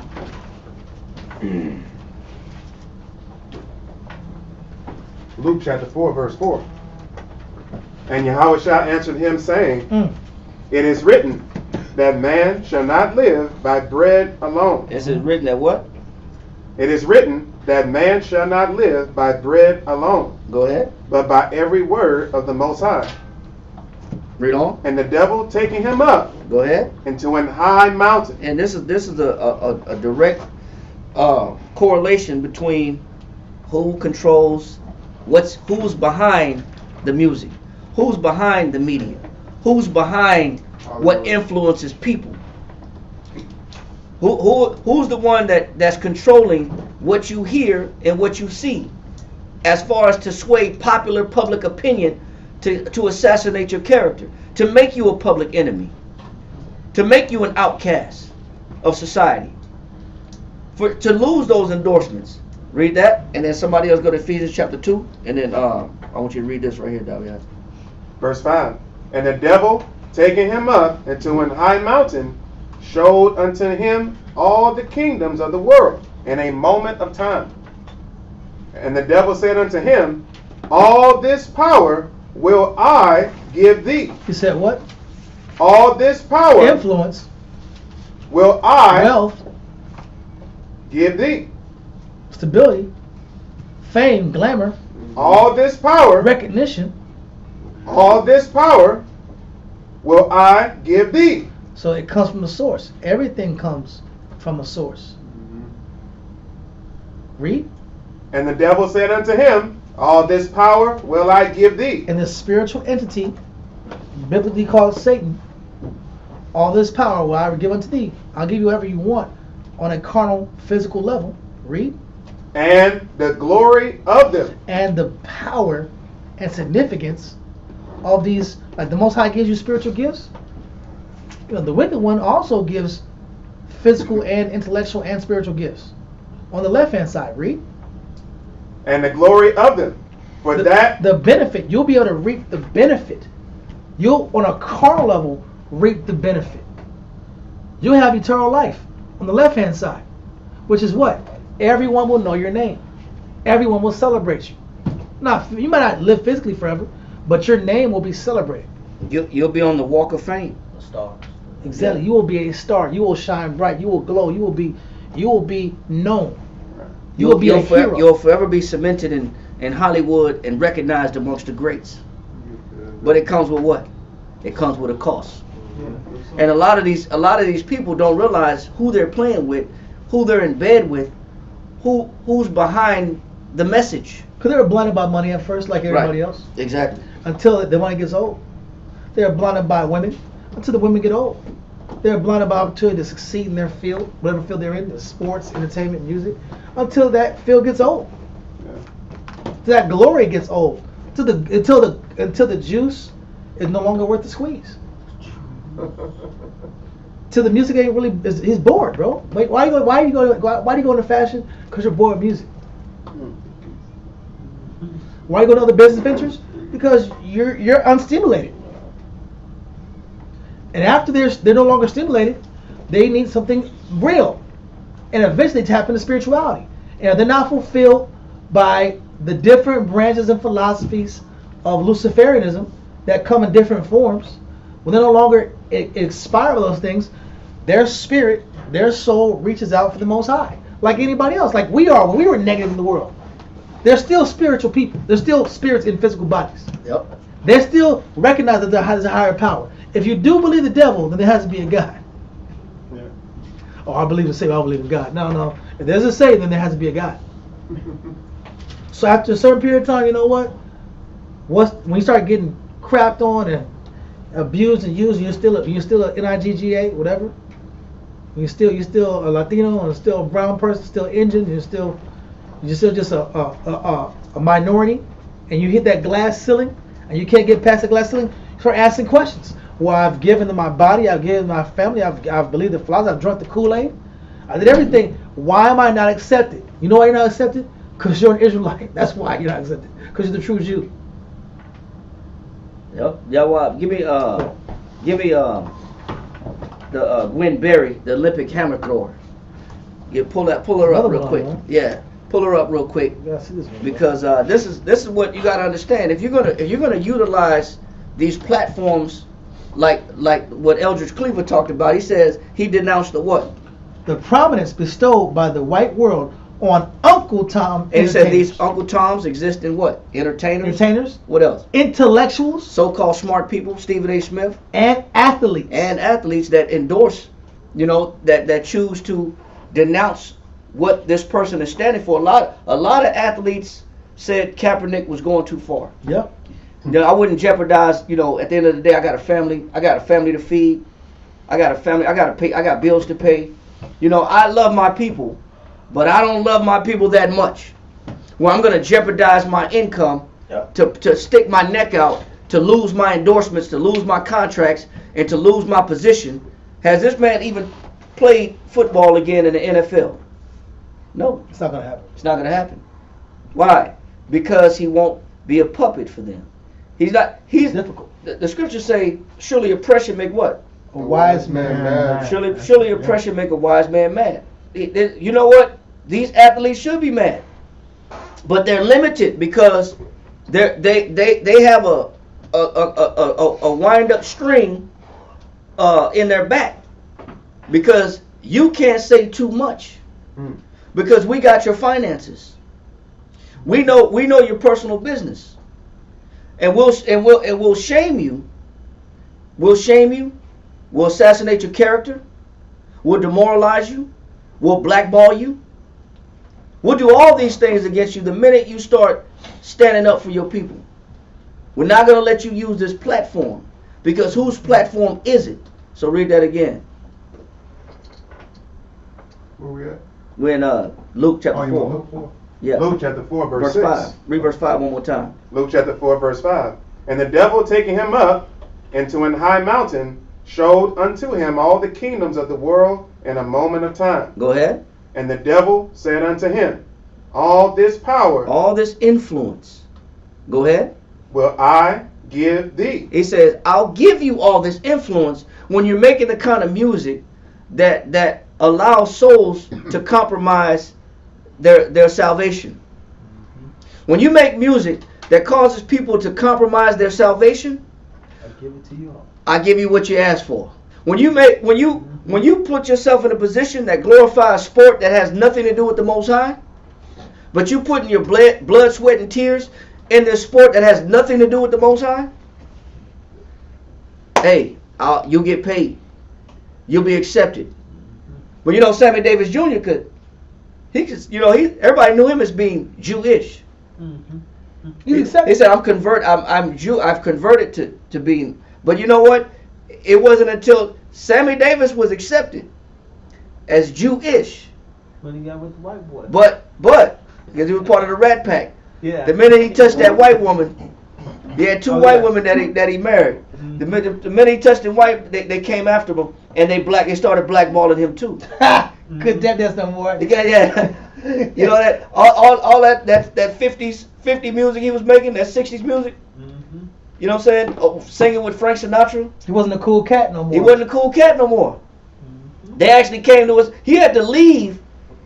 He had to leave his home because he was under attack. They'll let you go so far. So you're saying he was crossing an invisible line? Right. He's crossing lines that they don't tell you what these lines are because you think you're accepted. So this thing is today. This was back, like you said, in the 50s and 60s. This has been going on. This has been going on. Yes, sir. It even plays out in what you're saying because you said they used the term Uncle Tom. But Uncle Tom wasn't a sellout like it's portrayed. Right. He was actually for his people. It did a lot of sacrificing for freedom for black people. But they've turned that. They even turned that terminology. They turned that terminology into something derogatory. That's now when we think of Uncle Tom. Oh, we think, that's a sellout. Because there's another one too. Well, Sambo was a sellout. Sambo was a sellout. Sambo, those coon rappers energy. Yeah, that use could that. destroy your people. To make it a derogatory thing. We're just using the terminology. The term Uncle Tom is sellout. You can go to Maccabees. It's the same thing. Antiochus that would say here, give us a license to sin. Right, renegade Jews. Yeah. Ones that wanted license to commit atrocities, to become uncircumcised, and to make Greek theology their law. That's always amongst our people. You're always going to get some sellouts, and you're always going to get those ones that because they don't want to lose what they've possessed and what they've gained. They don't want to lose that platform. They don't want to stop that money from coming in. Yeah, flowing in good. They don't. What they've worked so hard for. Right, because who wants to do this for years and then all of a sudden do this overnight? And that's what makes these individuals sacrifice themselves and their souls. And this is the difference between people that's willing to risk it all versus people that I'm going to be politically correct. There you go. And I'll you know what? I'll stand corrected. Maybe I did go too far. But you that's not what you saying what you're saying because it's coming out your heart. Now you're trying to redirect because it's messing up your finances and your endorsements, and you become public enemy. Because now you got your children attacked, you got your wife attacked, your family members are attacked. They're losing endorsements worldwide. People are turning against you. Who is that's operating that machine? Who's operating that joystick to now you're shamed? Now we got to shame you. And who's pressing the buttons? Who's pressing the buttons? So read that one more time. And then somebody else give me John 18 verse 1. And then somebody else give me St. John 19. Luke chapter 4 verse 6. And the devil said unto him, all this power will I give thee, and the glory of them. It said, and the glory of it. You get the fame, you get the notoriety, but stay in your lane. Don't stand up for righteousness. Don't speak up. Don't say anything close. We thought we taught Nick Cannon a lesson. Yeah, we thought we taught him a lesson. Don't say anything close to you being a Jew or you being the 12 tribes of Israel. They said he was anti-Semitic and he was anti-black. How can you be everything? How can you be anti-Semitic and anti-black when you're both of those? When you are both of those? Come on, Ken or you? No, that wasn't Nick's first time getting slapped like that. He also was going to make a movie about I don't know if y'all know him, that Dr. Sabi. Yeah. And when they slapped him on that, you didn't hear no more. You didn't hear nothing. Any pursuits in righteousness, the system's against us. We're a demonic system. Right. And then he said Kanye was anti-black because he wore a White Lives Matter shirt, which is him being him, causing controversy. But you know what? But when you look at the victims of Katrina, when it took 8 days for George Bush to go down to even visit Louisiana. Bro, that was incredible. No, there was people on that bridge, bro, there was people on that bridge for about 3.5 weeks, bro. That was incredible to me. I was like, there's people that died. There's people that died on that bridge. I could not believe that. There's people that ran out of water and ran out of food, and then it was reported that the people were shooting at the rescue helicopters, but they didn't have no flare guns. They were shooting the guns to say, "Come and get me." I'm over here. Yeah. But they spun it on the media to say that they're preventing. That's why we didn't go down there. They're preventing the rescue because they're firing at the helicopters. Yeah. The rescue helicopters. You see how they twisted the narrative to say, well, this is why we left them there. Well, who stood up and say you don't care about black people? Kanye. The same guy they're killing his character. Yeah. The same guy that told Bush, you don't care about black people. Did people forget about that? Yeah, but they let it go because it was such a horrendous thing.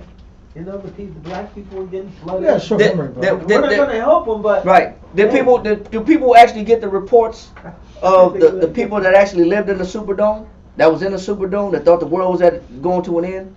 They thought their world was going to end in the Superdome? Do you actually talk to people that actually survived that Superdome incident?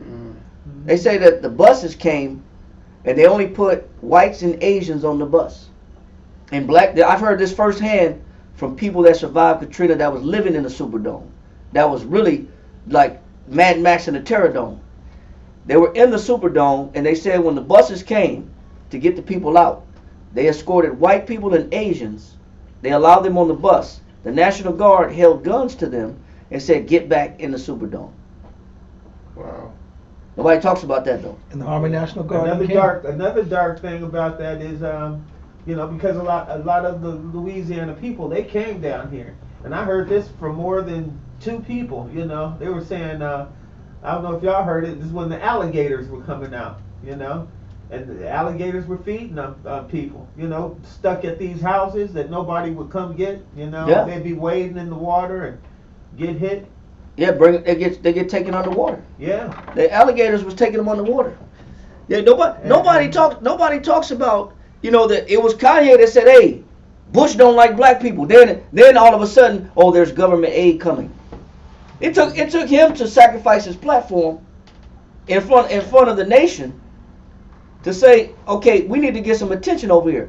But we can send billions of dollars of aid to a foreign country. 20 billion. In 24 hours, they can get weapons, food, clothing, rations, all these things in 24 hours, 2 days. But in 8 days, in the U.S., people are dying because they don't got no boats. Yeah. We got ships in Korea. We got ships in Taiwan. We got ships in the Philippines. We got ships in Hawaii. We got ships in Galveston. Nobody got no boats. You got helicopters that can pull people out the water. Nobody. You got Walmart food trucks. Nobody's dropping food off. Nobody's coming to get these people. But the minute you stand up for these people, then there's someone in charge that steps in. And we're talking about a spirit that runs and operates in people. You can't stand up for your people and use this platform that this guy gave you, Luke chapter 4, that the devil gave you. You can't use the devil's platform to initiate any type of unity, peace, love, harmony between your people. And righteousness, though. And righteousness. You will get ostracized. You will get blackballed. You will get eliminated. You will get attacked. And nobody's saying nothing. But everybody's separating from Kanye because they don't want their money. They don't want to be associated because I don't want my money attacked. I don't want my platform attacked. Yeah, he said I'm not afraid anymore. Kanye? Yeah, he said I'm not afraid anymore. Right. I'm tired of them poking the bear. They've been doing this to me too long. I'm not afraid anymore. Yep. So you know what he's saying? I can speak my mind. But when you speak your mind, this is what they do. But first of all, whose platform is it? Read that. Luke chapter 4, verse 6. And the devil said unto him, all this power will I give thee, and the glory of them. Go ahead. For that is delivered unto me. Read on. And to whomsoever I will give it. He said, and to whomsoever I will give it. He said, and to whomsoever I will, I give it. Yes, to whomsoever I will, I give it. So he's saying, I choose. The devil is saying, I choose who can elevate themselves amongst this world. That's why Christ said, I'm not of this world. He said, if I was of this world, then my servants would fight, and you would not be able to take hold of me. So Christ is acknowledging this ain't my world. It's not my world. But he's also saying, listen, I understand why the world hates me because I can point out and identify the evil that exists in the world. The minute you are in any position and you want to point out any injustice, you could be on a job and you point out injustice on the job, and your job is taken.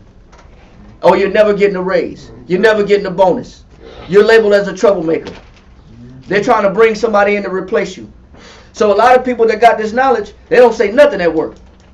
They don't say nothing on their job. I'm an Israelite, but I wear my fringes, but I keep it tucked. I wear my fringes inside my shirt because I don't want to stir up no trouble. I still got them on. I wear my fringes inside, but I wear the Jewish tallits, the little strings on the corners. The tzitzis, the tallits. I wear these because I'm not trying to ruffle no feathers. This is what I'm doing because I don't want to disrupt anything. But see, when you get this knowledge, it's hard not to. This word becomes a fire in your bones, and it's hard not to carry this word to your job and your workplace because you don't want to lose. The scripture do say, "Be wise as serpents, harmless as doves." But you can't let fear dominate the fact that you represent your people. True. You know, a lot of people didn't want to say nothing. Trayvon Martin died. When Rodney King got beat up, a lot of people didn't want to say nothing. But a lot of people took their frustration out in the street. Right. George Floyd died. A lot of people came out and said, listen, man, this is unjust. But you're not going to use your platform of wealth to say it's unjust. Now, Yawab, did you get Gwen Berry? That's what we should you go in the restroom? Finish reading that right there in verse 6 one more time. This is why we shouldn't really invest in these people, bro. Right. This is the reason why you're not supposed to invest in these culture statuettes, if you will.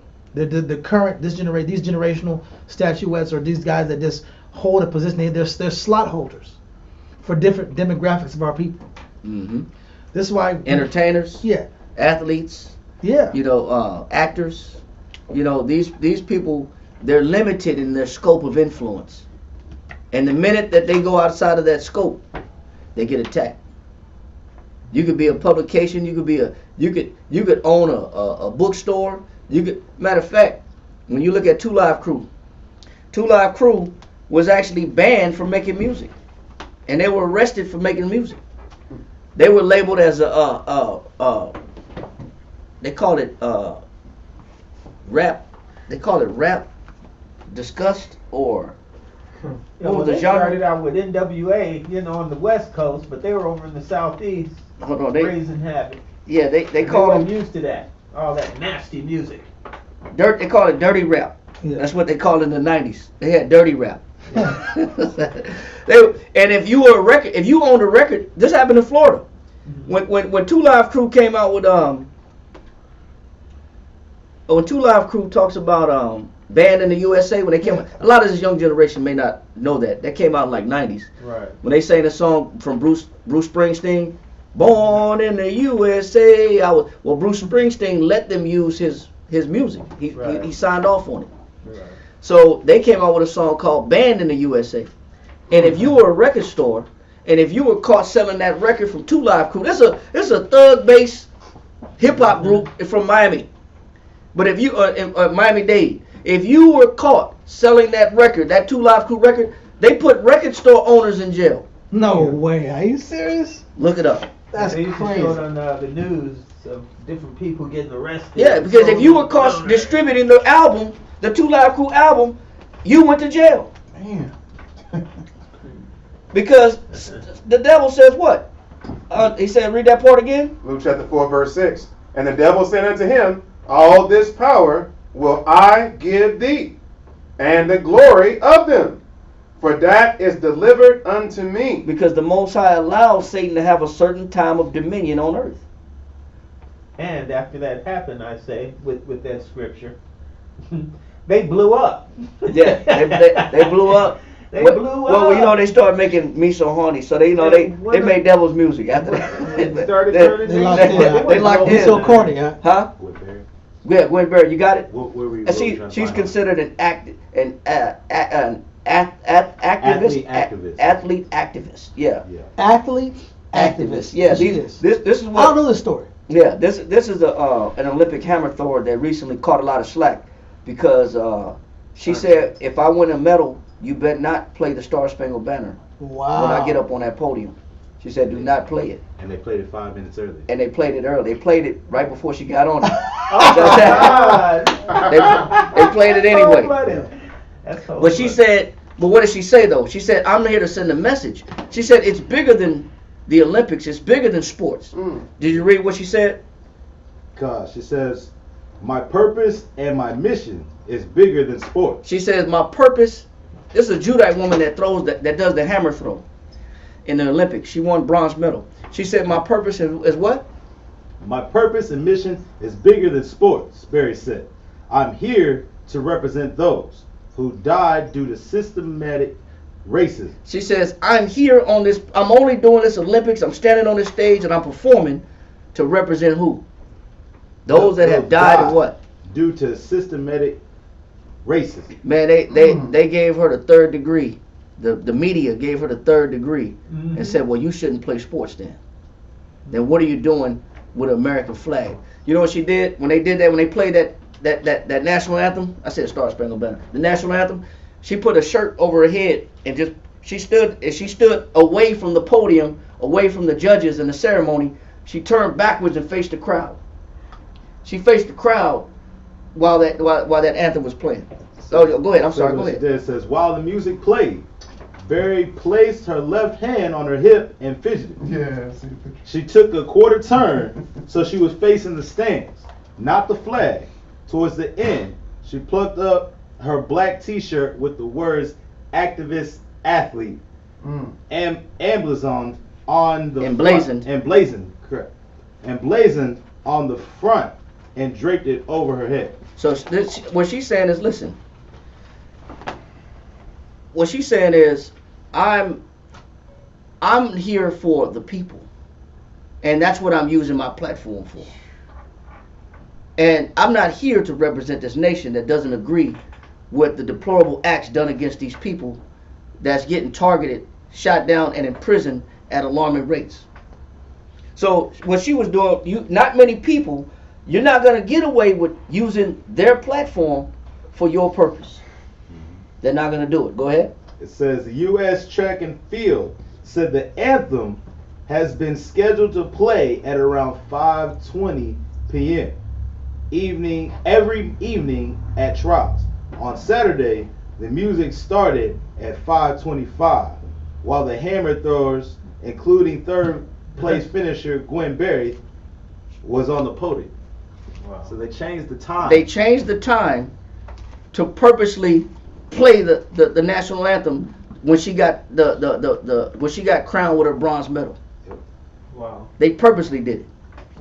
They're not gonna let you use their platform to raise up and encourage your people. Because what they'll do is, yes, sir. Well, I was gonna let you finish, but just as when you're talking about the platform of theirs, I don't know if any of y'all watched it, but it was the biggest mark of the beast I've ever seen in my life, and this happened at the Commonwealth Games. I don't know if y'all familiar. Hey, I saw the initiation or the beginning. Yeah. With the bull, which we know the bull represents Baal. And they tried to have the Tower of Baal, and you know that's a direct. It's a praise and glorification of Satan. Yeah, man. But and that's what when you look at the Commonwealth Games, look that up on your own time. Look up the theme, the inauguration, and the commencement of the Commonwealth Games. And then the people that were there. Yeah, so the stars and also the King of England now was there. Yeah, and then also it was a sacrifice. Also I'm sure because it was people that laid down in the path of the bull and submitted their lives to the bull. Wow. And if you didn't submit your life to the bull became enraged and his eyes started glowing. He started breathing fire. Wow. Yeah, when y'all get a chance, check out that inauguration or the commencement of the Commonwealth Games like you're speaking about, because what it is, just like every Super Bowl halftime show, is some type of sorcery, some type of spell. And this is bigger than the Olympics. More people saw this, they say, than the Olympics. And I think it was like more than two-thirds of Earth saw this. Yeah, it's some type of seance. You know, it's a seance of some sort to increase spiritual wickedness and promote spiritual wickedness. If you have any type of open eye, you can see the demonic nature of any halftime show. Right. Check it out. Watch the video. Don't just look at the photos of the Commonwealth Games. The photos don't do it no justice for what you're saying. Right. You have to watch the videos. The videos it's evident that the nations implore Satan. That the nations exalt Satan. Yeah. If you have any history or biblical understanding, you could tie together who they're worshiping.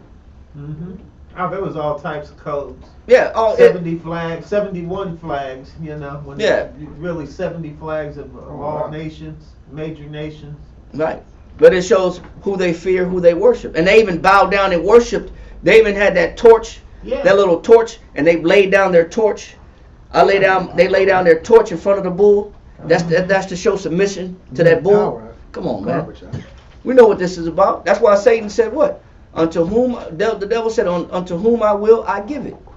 I give this power and fame and glory. You know, and just a total black eye to God himself with the Tower of Baal, you know, because that was the significance of that tower, was to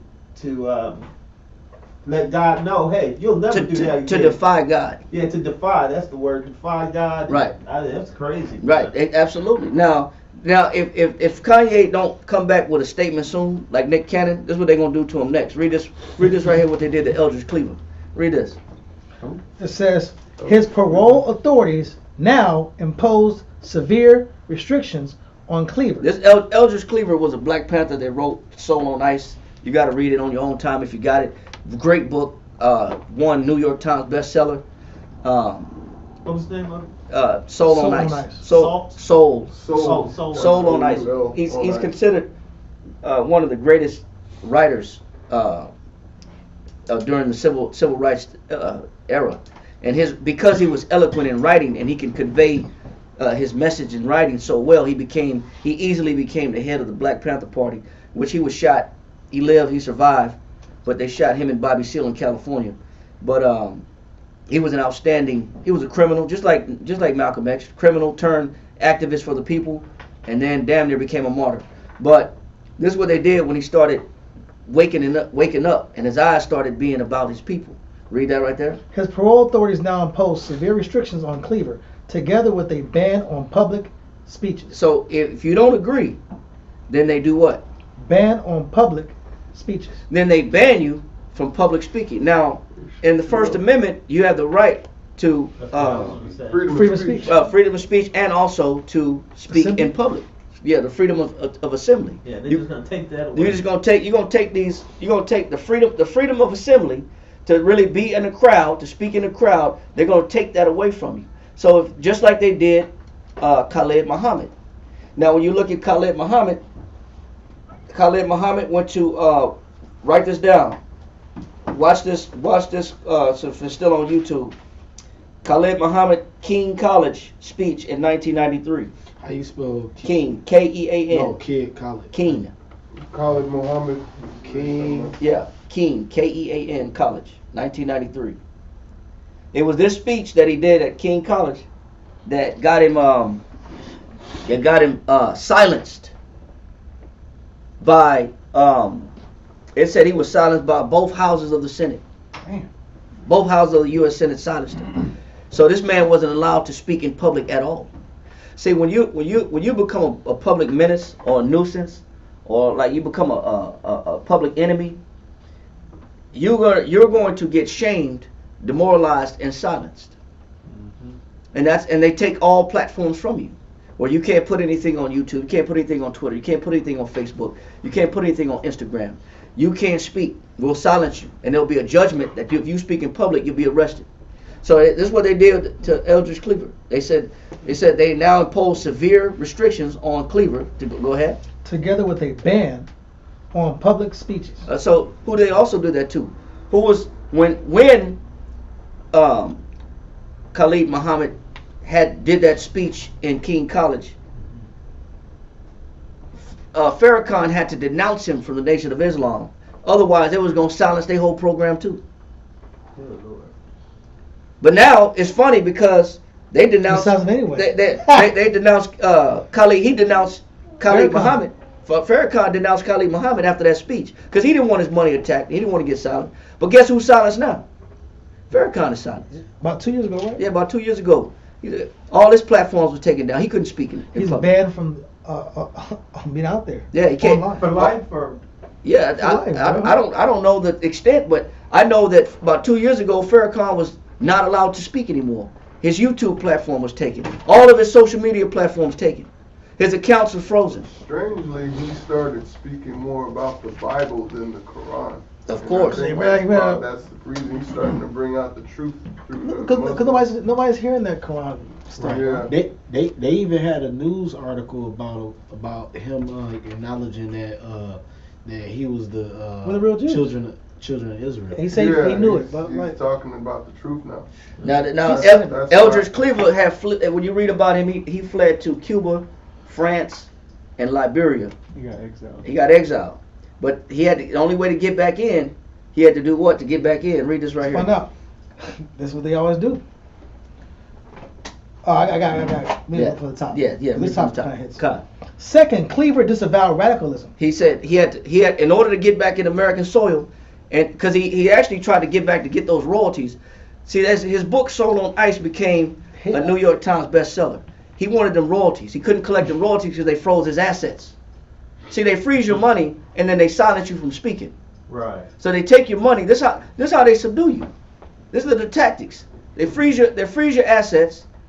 They freeze your bank accounts. You know, you can't speak in public anymore. So he had to do something to get back in American soil to try to get those assets back. Go ahead. Cleaver disavowed radicalism. So he disavowed radicalism because he was a Black Panther. He disavowed it. I'm no longer a Black Panther. Go ahead. Cleaver now accused Fidel Castro of racism. He said now he fled to Cuba to seek asylum, but now he turned on Fidel and said Fidel's a racist. Go ahead. Rejected the communism he had formerly espoused. He was a communist, so he had to reject communism. Go ahead. What else? And in time became a conservative. He became a what? Conservative Republican. Man, he went from Black Panther to Republican. Wow. But a lot of them did. A lot of them tapped into politics. He's a good lot of them did. They survived. Because I'd argue that they say when they find something out, oh man, why did Farrakhan have to say that? Oh man, why did Khalid have to say that? Oh man, well James, what do you want him to say when he comes back for his money? You better. You better. Okay, we want this, that, this, and the other. He better be reading from. And I he bet better you they be. have some. They have the agenda put together before they, you know. Yeah, they know what it's good. That's why Nick Cannon had to go on those tours. Right. Because he knew he lost a lot of money. He lost his rights to the show, and then even just to be back on the air, he had to be he had to give these speeches of apology. Hey, Kevin Hart had to do the same thing. He went on an apology tour. Yeah. But he wasn't bringing out the LGBTQ. He said something against the homosexual community. This is what happens. If you're counter the movement, the narrative or movement of that social dynamic from that current time period, these demonic forces are going to move on you in general. They're going to move on you and they're going to silence you. And they have a way of destroying your character, destroying your platform, and getting people to move away from you. Read on. He supported Ronald Reagan. He did Get what? out of here, bro. What? It's my boy too. He said he went to a straight Republican and did what? He supported Ronald Reagan. Man, Ronald Reagan brought in the trickle-down economics. He's a great enemy of our people. Man, the war on drugs. Yeah. Him and Nancy was influenced by Ronald Reagan's campaigns and his policies. That's when the crack came in. And we know what that did to us. Think about what they made him do. Was that after his presidency or during his presidency? That was during his presidency. He was the one that brought that.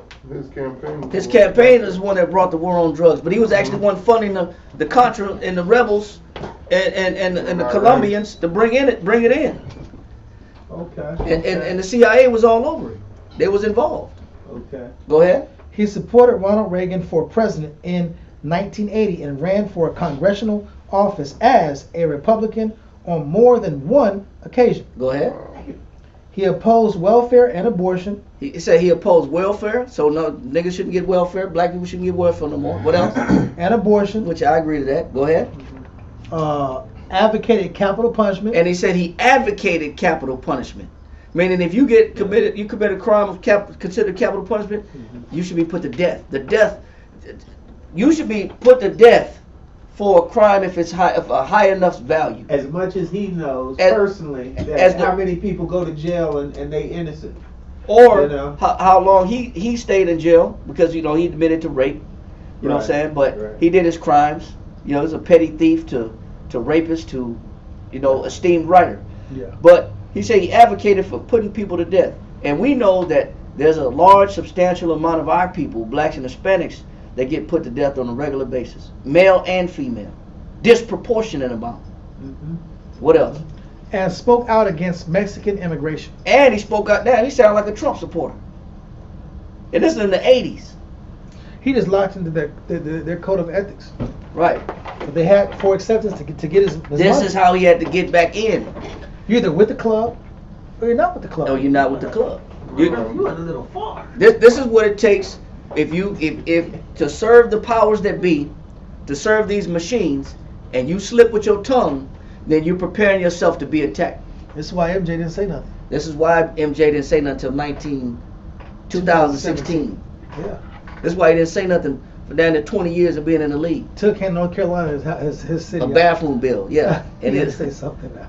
He had to say something. I mean, say something about what? I The maybe I bathroom missed- bill? Yeah, it was a bathroom bill that was. Unisex? Yes. Is that what they it's pushed about? Yeah, and Yeah. then he had to say something. But never mind all the things that had happened to our people where he stayed silent. You talking about during the whole 90s? During the gangbang era of the 90s? Yeah. Had nothing to say? The crack epidemic era had nothing to say? Right. You talking about all these different eras of historical violence upon our people. He didn't say nothing. And you wanted to talk. Because, he kept that Hanes endorsement. He kept his endorsement with Nike. Exactly. He even got his own Jordan brand. He got elevated in this culture. He has one of the biggest houses in the States. So he broke away from Nike, all peaceful, and Nike's still cool. He still get he gets so much residual. Mm-hmm. His assets and the residual income that he makes him a millionaire. I think almost.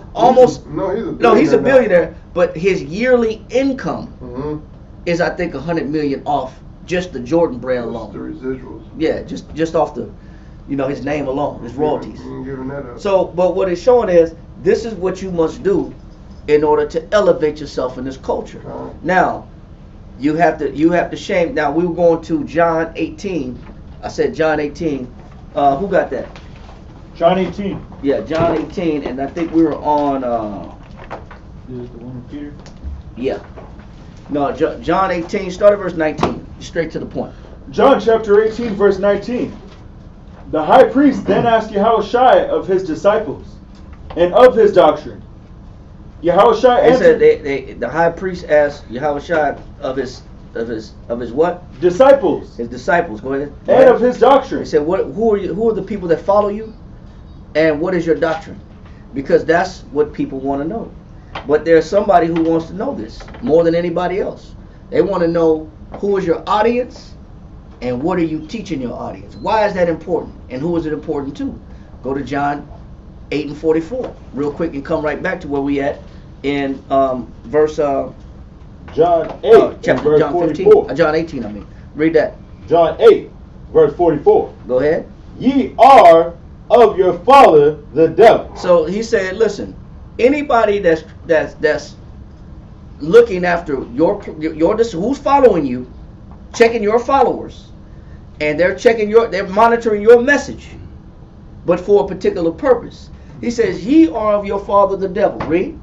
And the lust of your father. He says, and the lust of your father what? Ye will do. Ye will do. Read on. He was a murderer from the beginning. And he was a murderer from the beginning.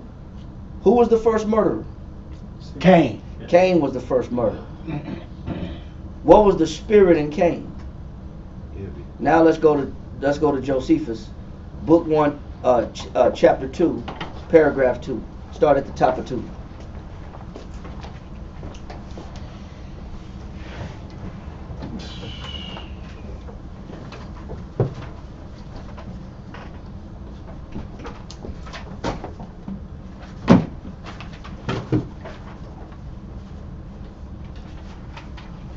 Read that. Book 1, chapter 2. Yeah. Book 1, chapter 2. Paragraph 2. Paragraph 2. Read that. And when Cain had traveled over many countries. And when the Most High rejected Cain from his position in the garden and ousted him out of the garden, he said what? He, with his wife, built a city named Nod. Go ahead. Which is a place so called. And there he settled his abode. Go ahead. Where also he had children. However, he did not accept of his punishment. He said he did not what? Accept of his punishment. He did not accept of his punishment. Read on. In order to amendment. Go ahead. But to increase his wickedness. To do what? To increase his wickedness. Go ahead. For he only aimed to procure everything that was for his own bodily pleasure. It says this man became so enthralled with yielding anything that produced personal pleasure, bodily pleasure.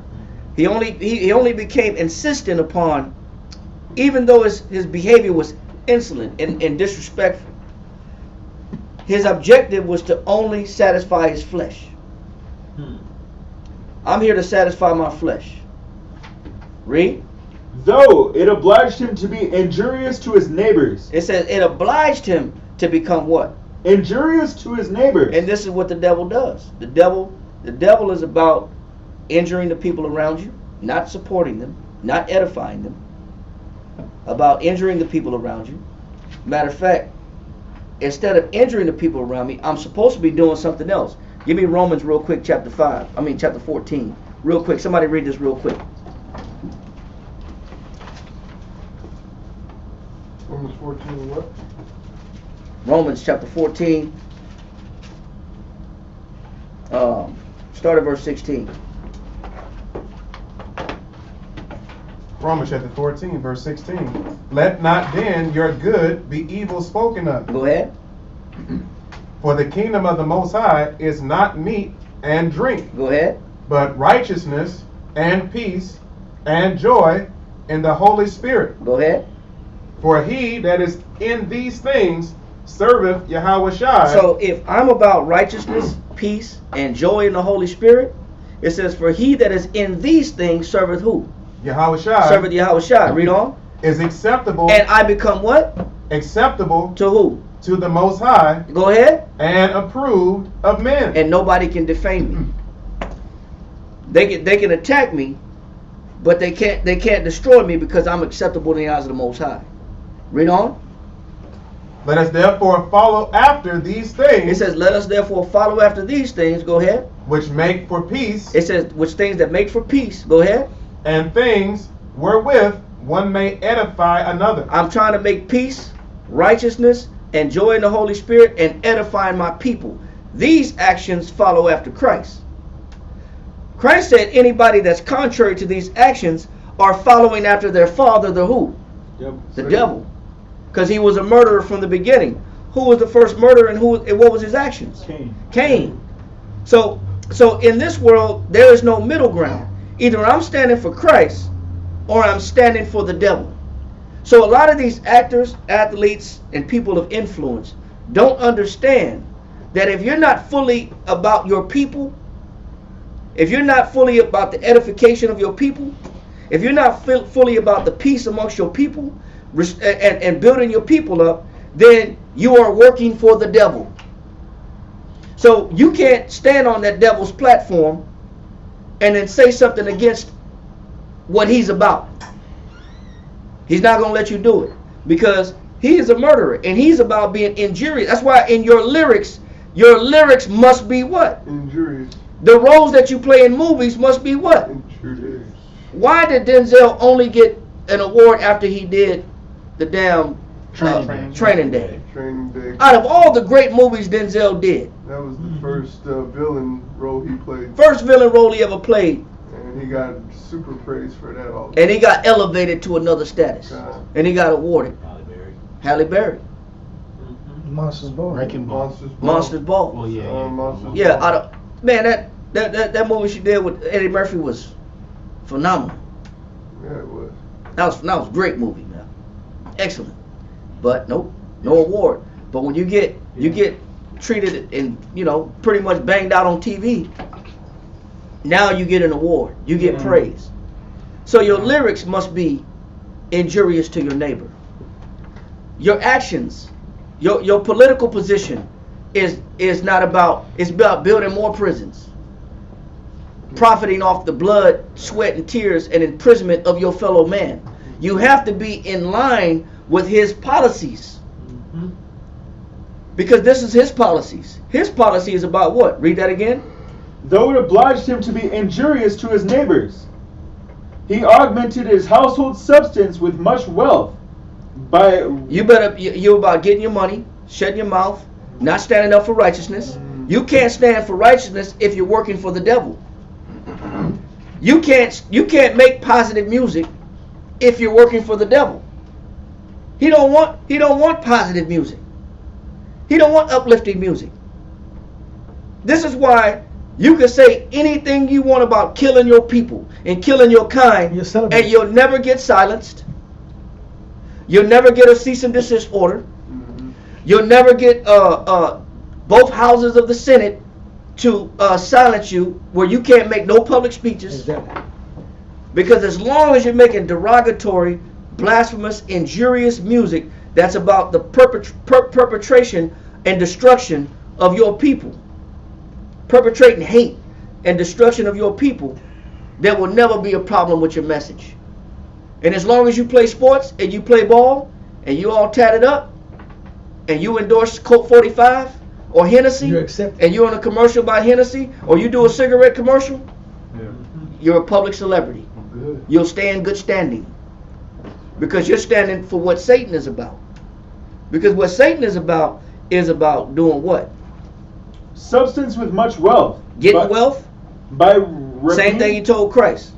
You know, all this wealth and glory I will give. To whom I give it, I will. He said, what else? By rapine? Rapine is rapine. Get the definition of rapine. R-A-P-I-N-E. He says, this is the actions. Either you're standing for Christ, which is about the building of your people. You're standing for righteousness. You're standing for peace. Or you're about injury, about money, about extortion, and about getting gain and getting famous. Yes. Rapine, the act of plunder. It says the act of what? Plunder. I'll plunder who? But if you plunder your people, you'll get praised. You'll get awarded. You'll get celebrated. You'll get exalted in this world, because you're about the plundering of your people. How do you use rapine in a sentence? Well, rapine, it's with the word to plunder. It means to plunder. There's certain words that trigger words on YouTube that you can't say. But the word rapine in the 1828 dictionary means to what? To plunder, to seize. To seize, to plunder. To carry away of things by force. To carry away of things by force. So if I rap about robbing, if I'm making music about robbing, if I'm minister to society about come off them rims, beating my people up, glorifying the hood. I'm making music videos about, shooting down my ops. I get all the press I want. I get endorsed.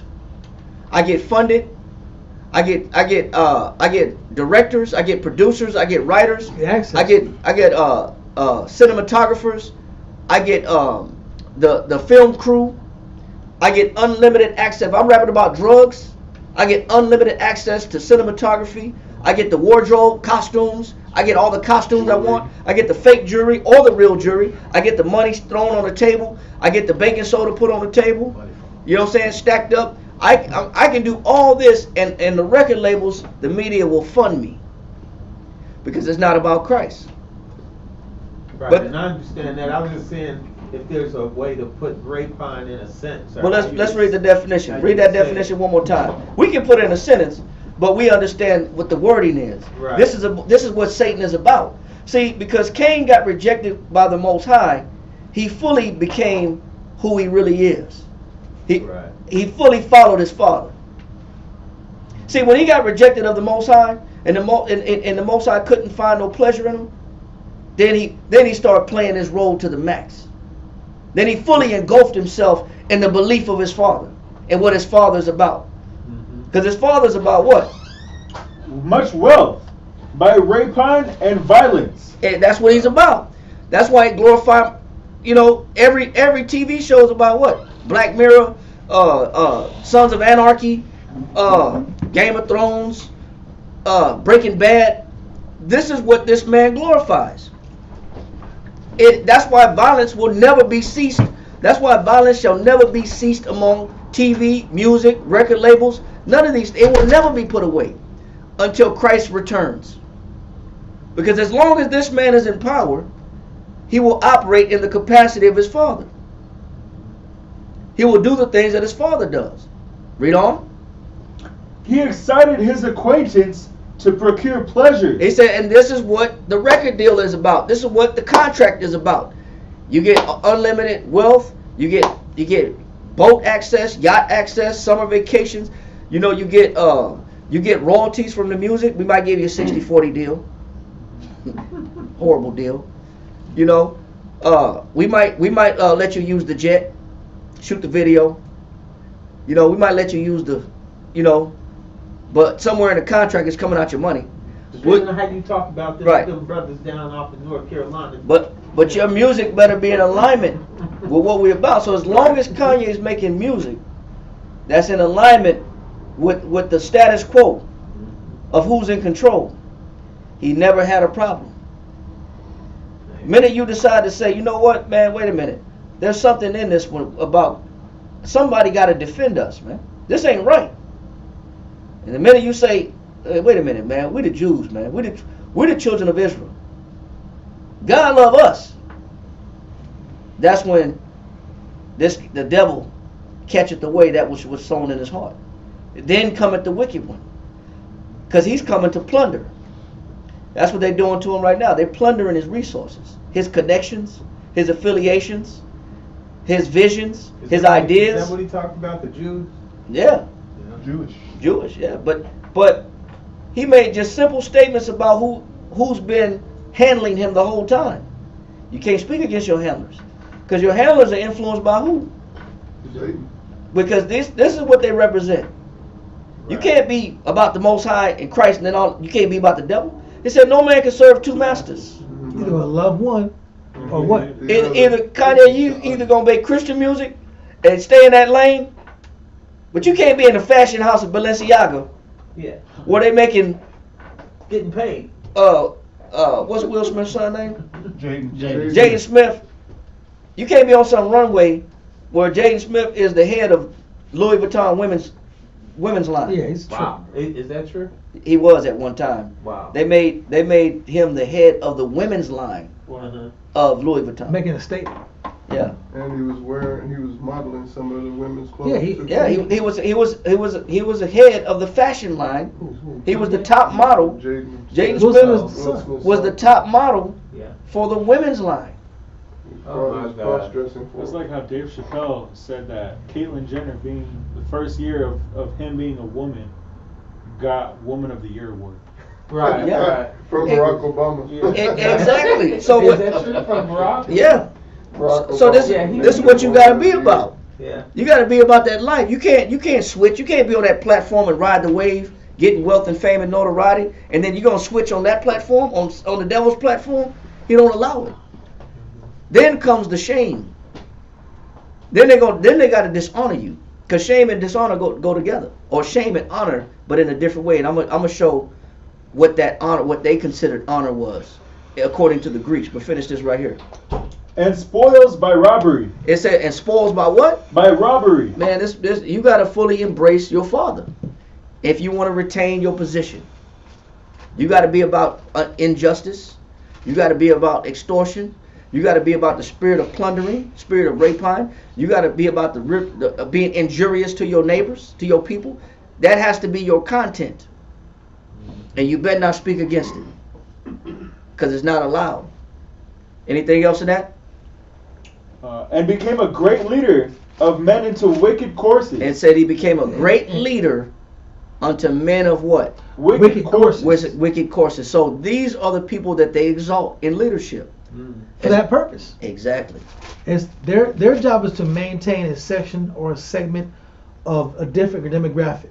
You have your Latin demographic, your black demographic, your high echelon demographic, as far as the idea of your wealthy and we're going to be business owners.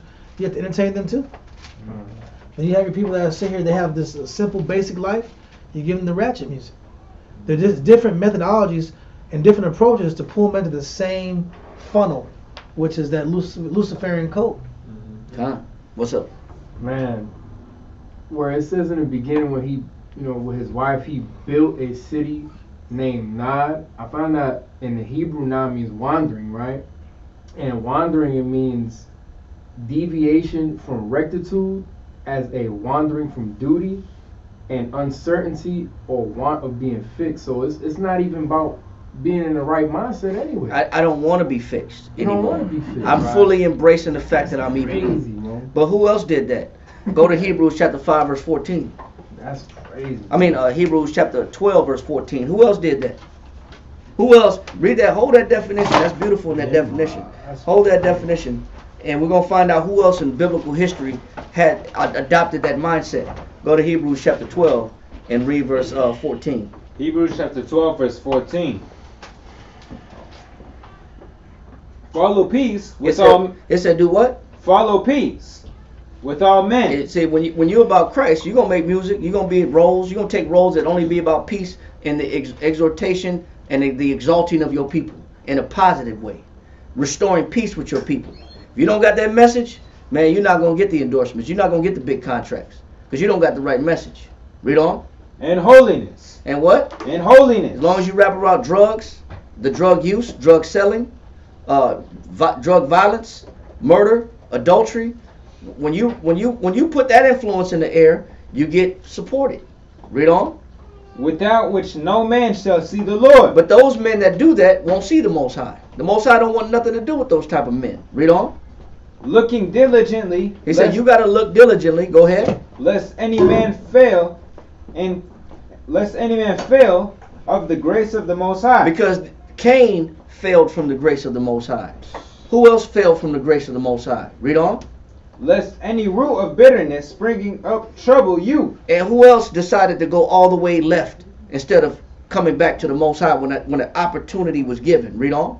And thereby many be defiled. And who else was defiled like Cain, where his father was said to be the devil, like Christ said, you was a murderer from the beginning. Read on. Lest there be any fornicator or profane person as Esau. Hold on, as who? As Esau. Who else adopted the spirit of Cain? Who adopted the spirit of Satan? Esau. Go ahead. Who for one morsel of meat sold his birthright. Go ahead. For ye know how that afterward. Hold on, that afterwards. Go ahead. When he would have inherited the blessing. Go ahead. He was rejected. He was what? He was rejected. The Most High rejected him. Read on. For he found no place of repentance. Because you know what? Even when he had the opportunity, he chose not to repent. He only cried like a baby. But he wasn't about change. He went off doing the same. Esau historically has done the same thing that Cain did. And they call it imperialization. They call it colonization historically. But in the Josephus, it's called the spirit of rapine, where you plunder other people and you become injurious to your neighbors.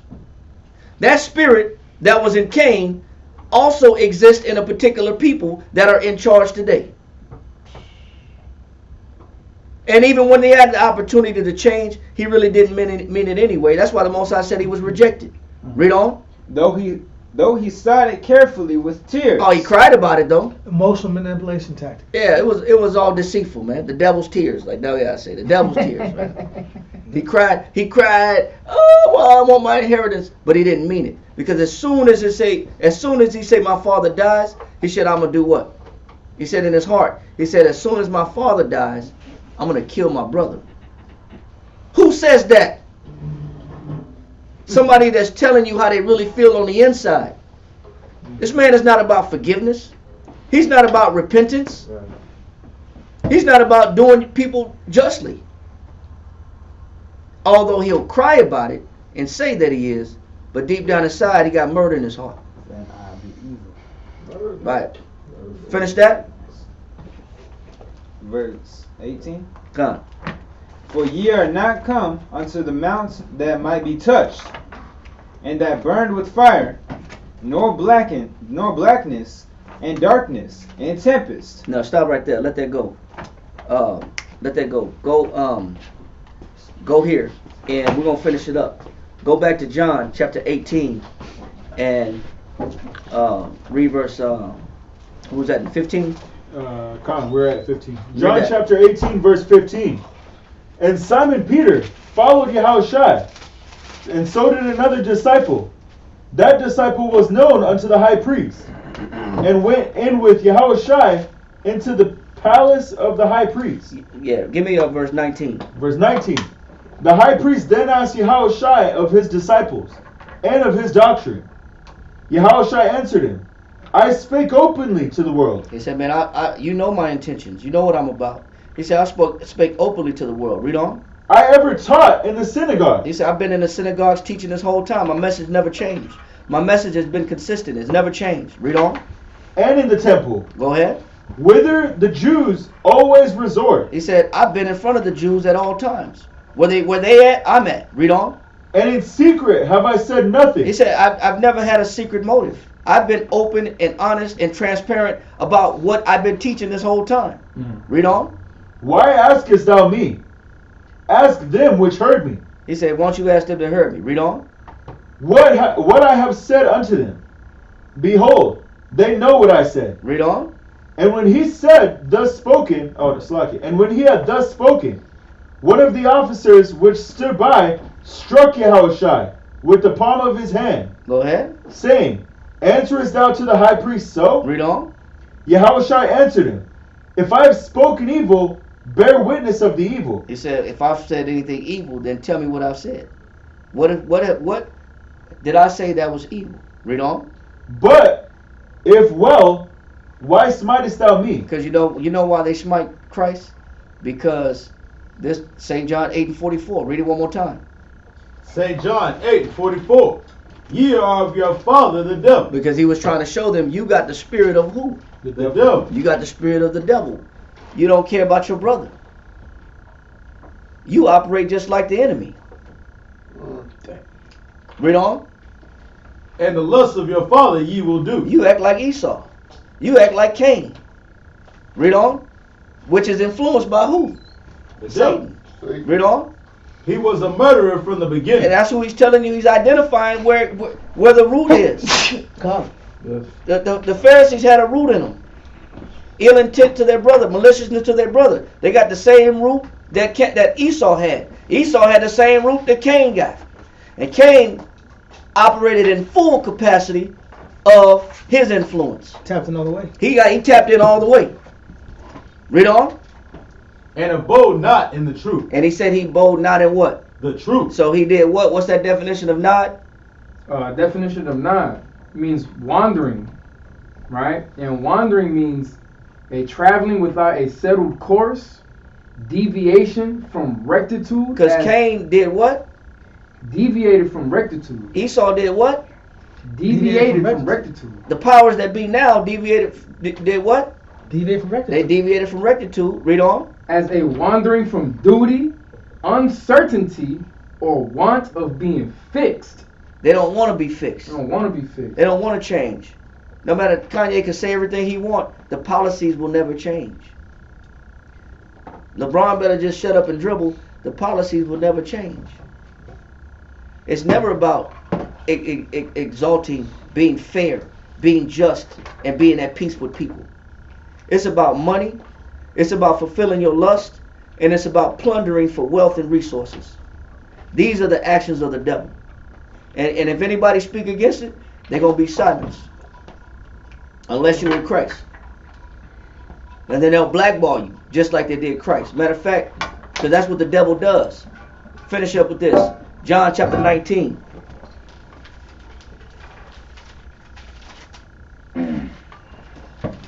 Start at verse 10 real quick. God. Okay. See, if Kanye West was really in Christ, or Nick Cannon was all the way in Christ, they could say the same thing. Read. Come. St. John chapter 19 verse 10 reads, Then saith Pilate unto him, Speakest thou not unto me? Pilate got offended because Christ didn't answer his questions. Read on. Speakest thou not unto me? Go ahead. Knowest thou not that I have power to crucify thee? He said, don't you know I got the power to kill you and put you to death? What did Christ say? And have power to release thee? Go ahead and let you free. Read. Come, verse 11. Yahushua answered, Thou couldst have no power at all against me. See, when you're in Christ, See, the devil don't got the power over you like that. Only what the Most High allows.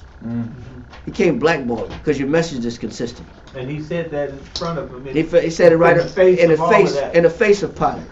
Right. He don't have to backtrack his words. He don't have to make a public apology. He don't have to go on a tour of apology tour. Right. He can stand by his words. See, when you speak truth, you can stand by your words, and the Most High will stand by you. See, but when you've been living and dabbling in that world, in Satan's world, in his playground, and then try to stand for Christ, you don't get supported. You got to watch your mouth. He said the righteous are bold as what? Lions. Bold as lions. Read on. Thou couldst have no power at all against me. He said you ain't got no power over me. Read on. Except you can't cancel Christ's platform. Right. You can't isolate it, destroy his character. You can't falsify documents, falsify reports, take his words out of context.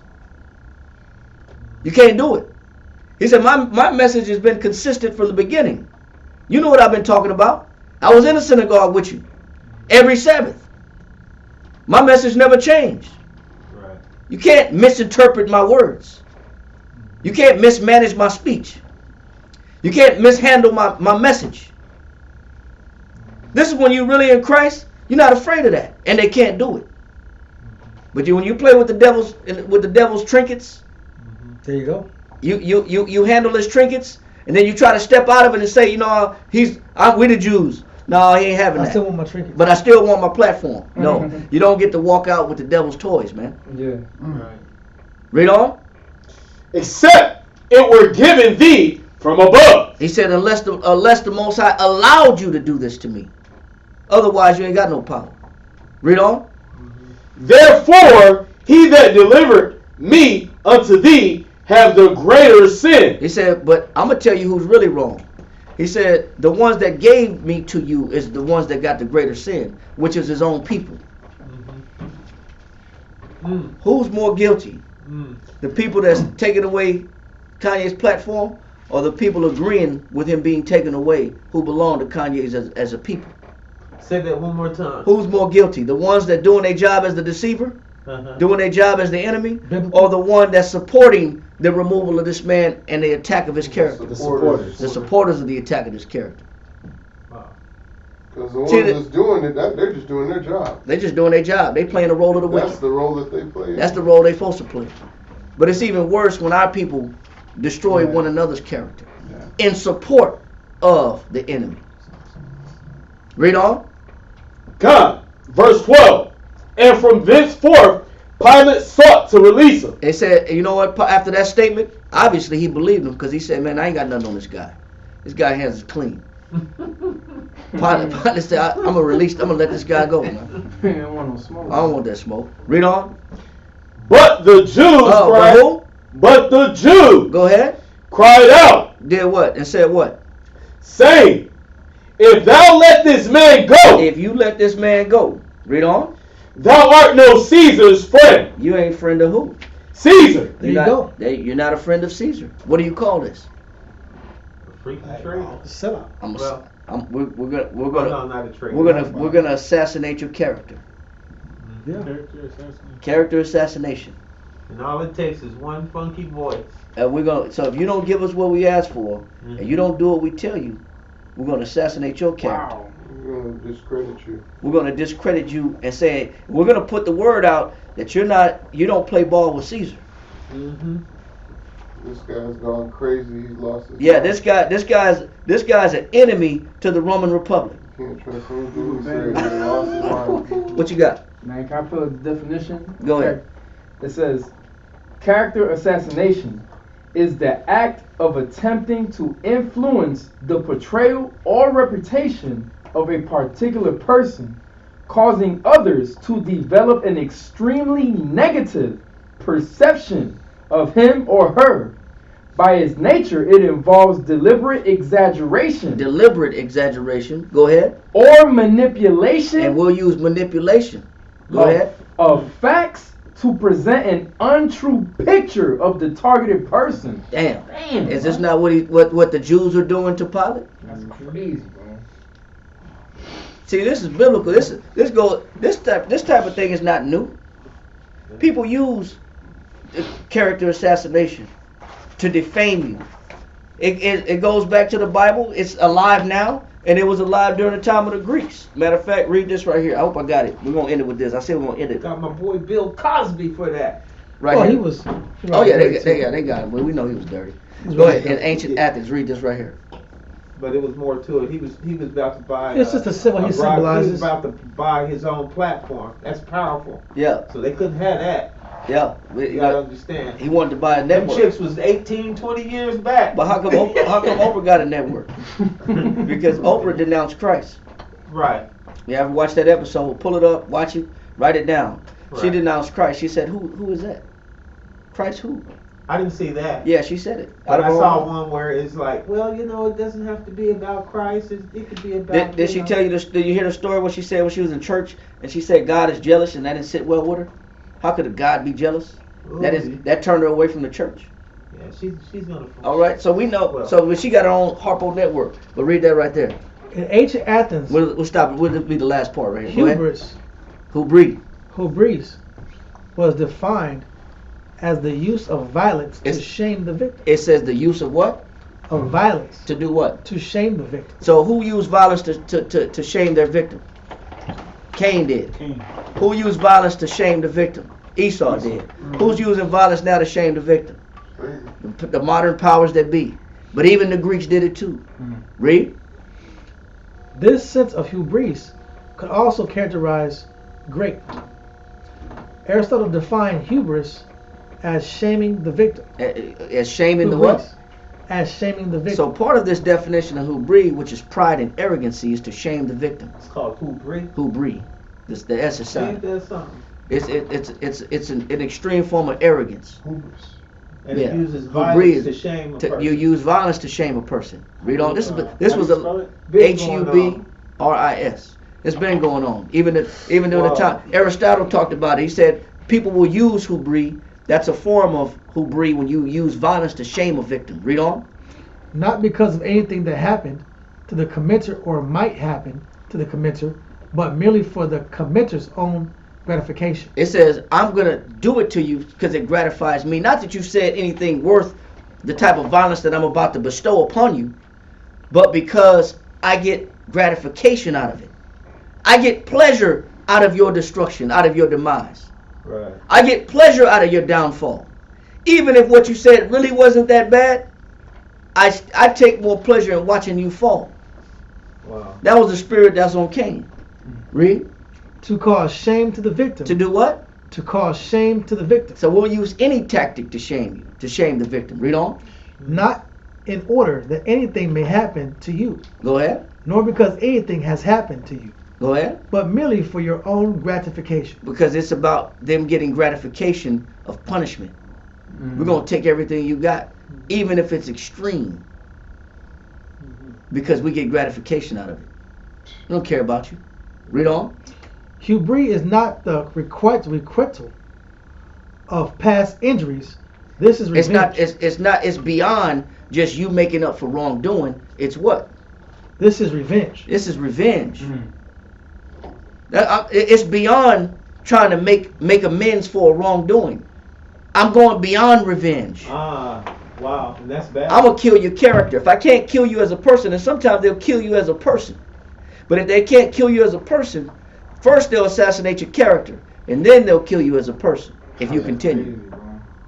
Read on. As for the pleasure in hubris, its cause is this. Naive men think that by ill-treating others, they make their own superiority greater. It said people that operate like this feel like naive men that don't have no real understanding, they feel like by ill-treating somebody, it just gives me more acknowledgement of how great I am. I get a kick out of kicking people in certain positions. There's a certain arrogancy that this culture possesses for the powers that possess. So we don't let it go from there.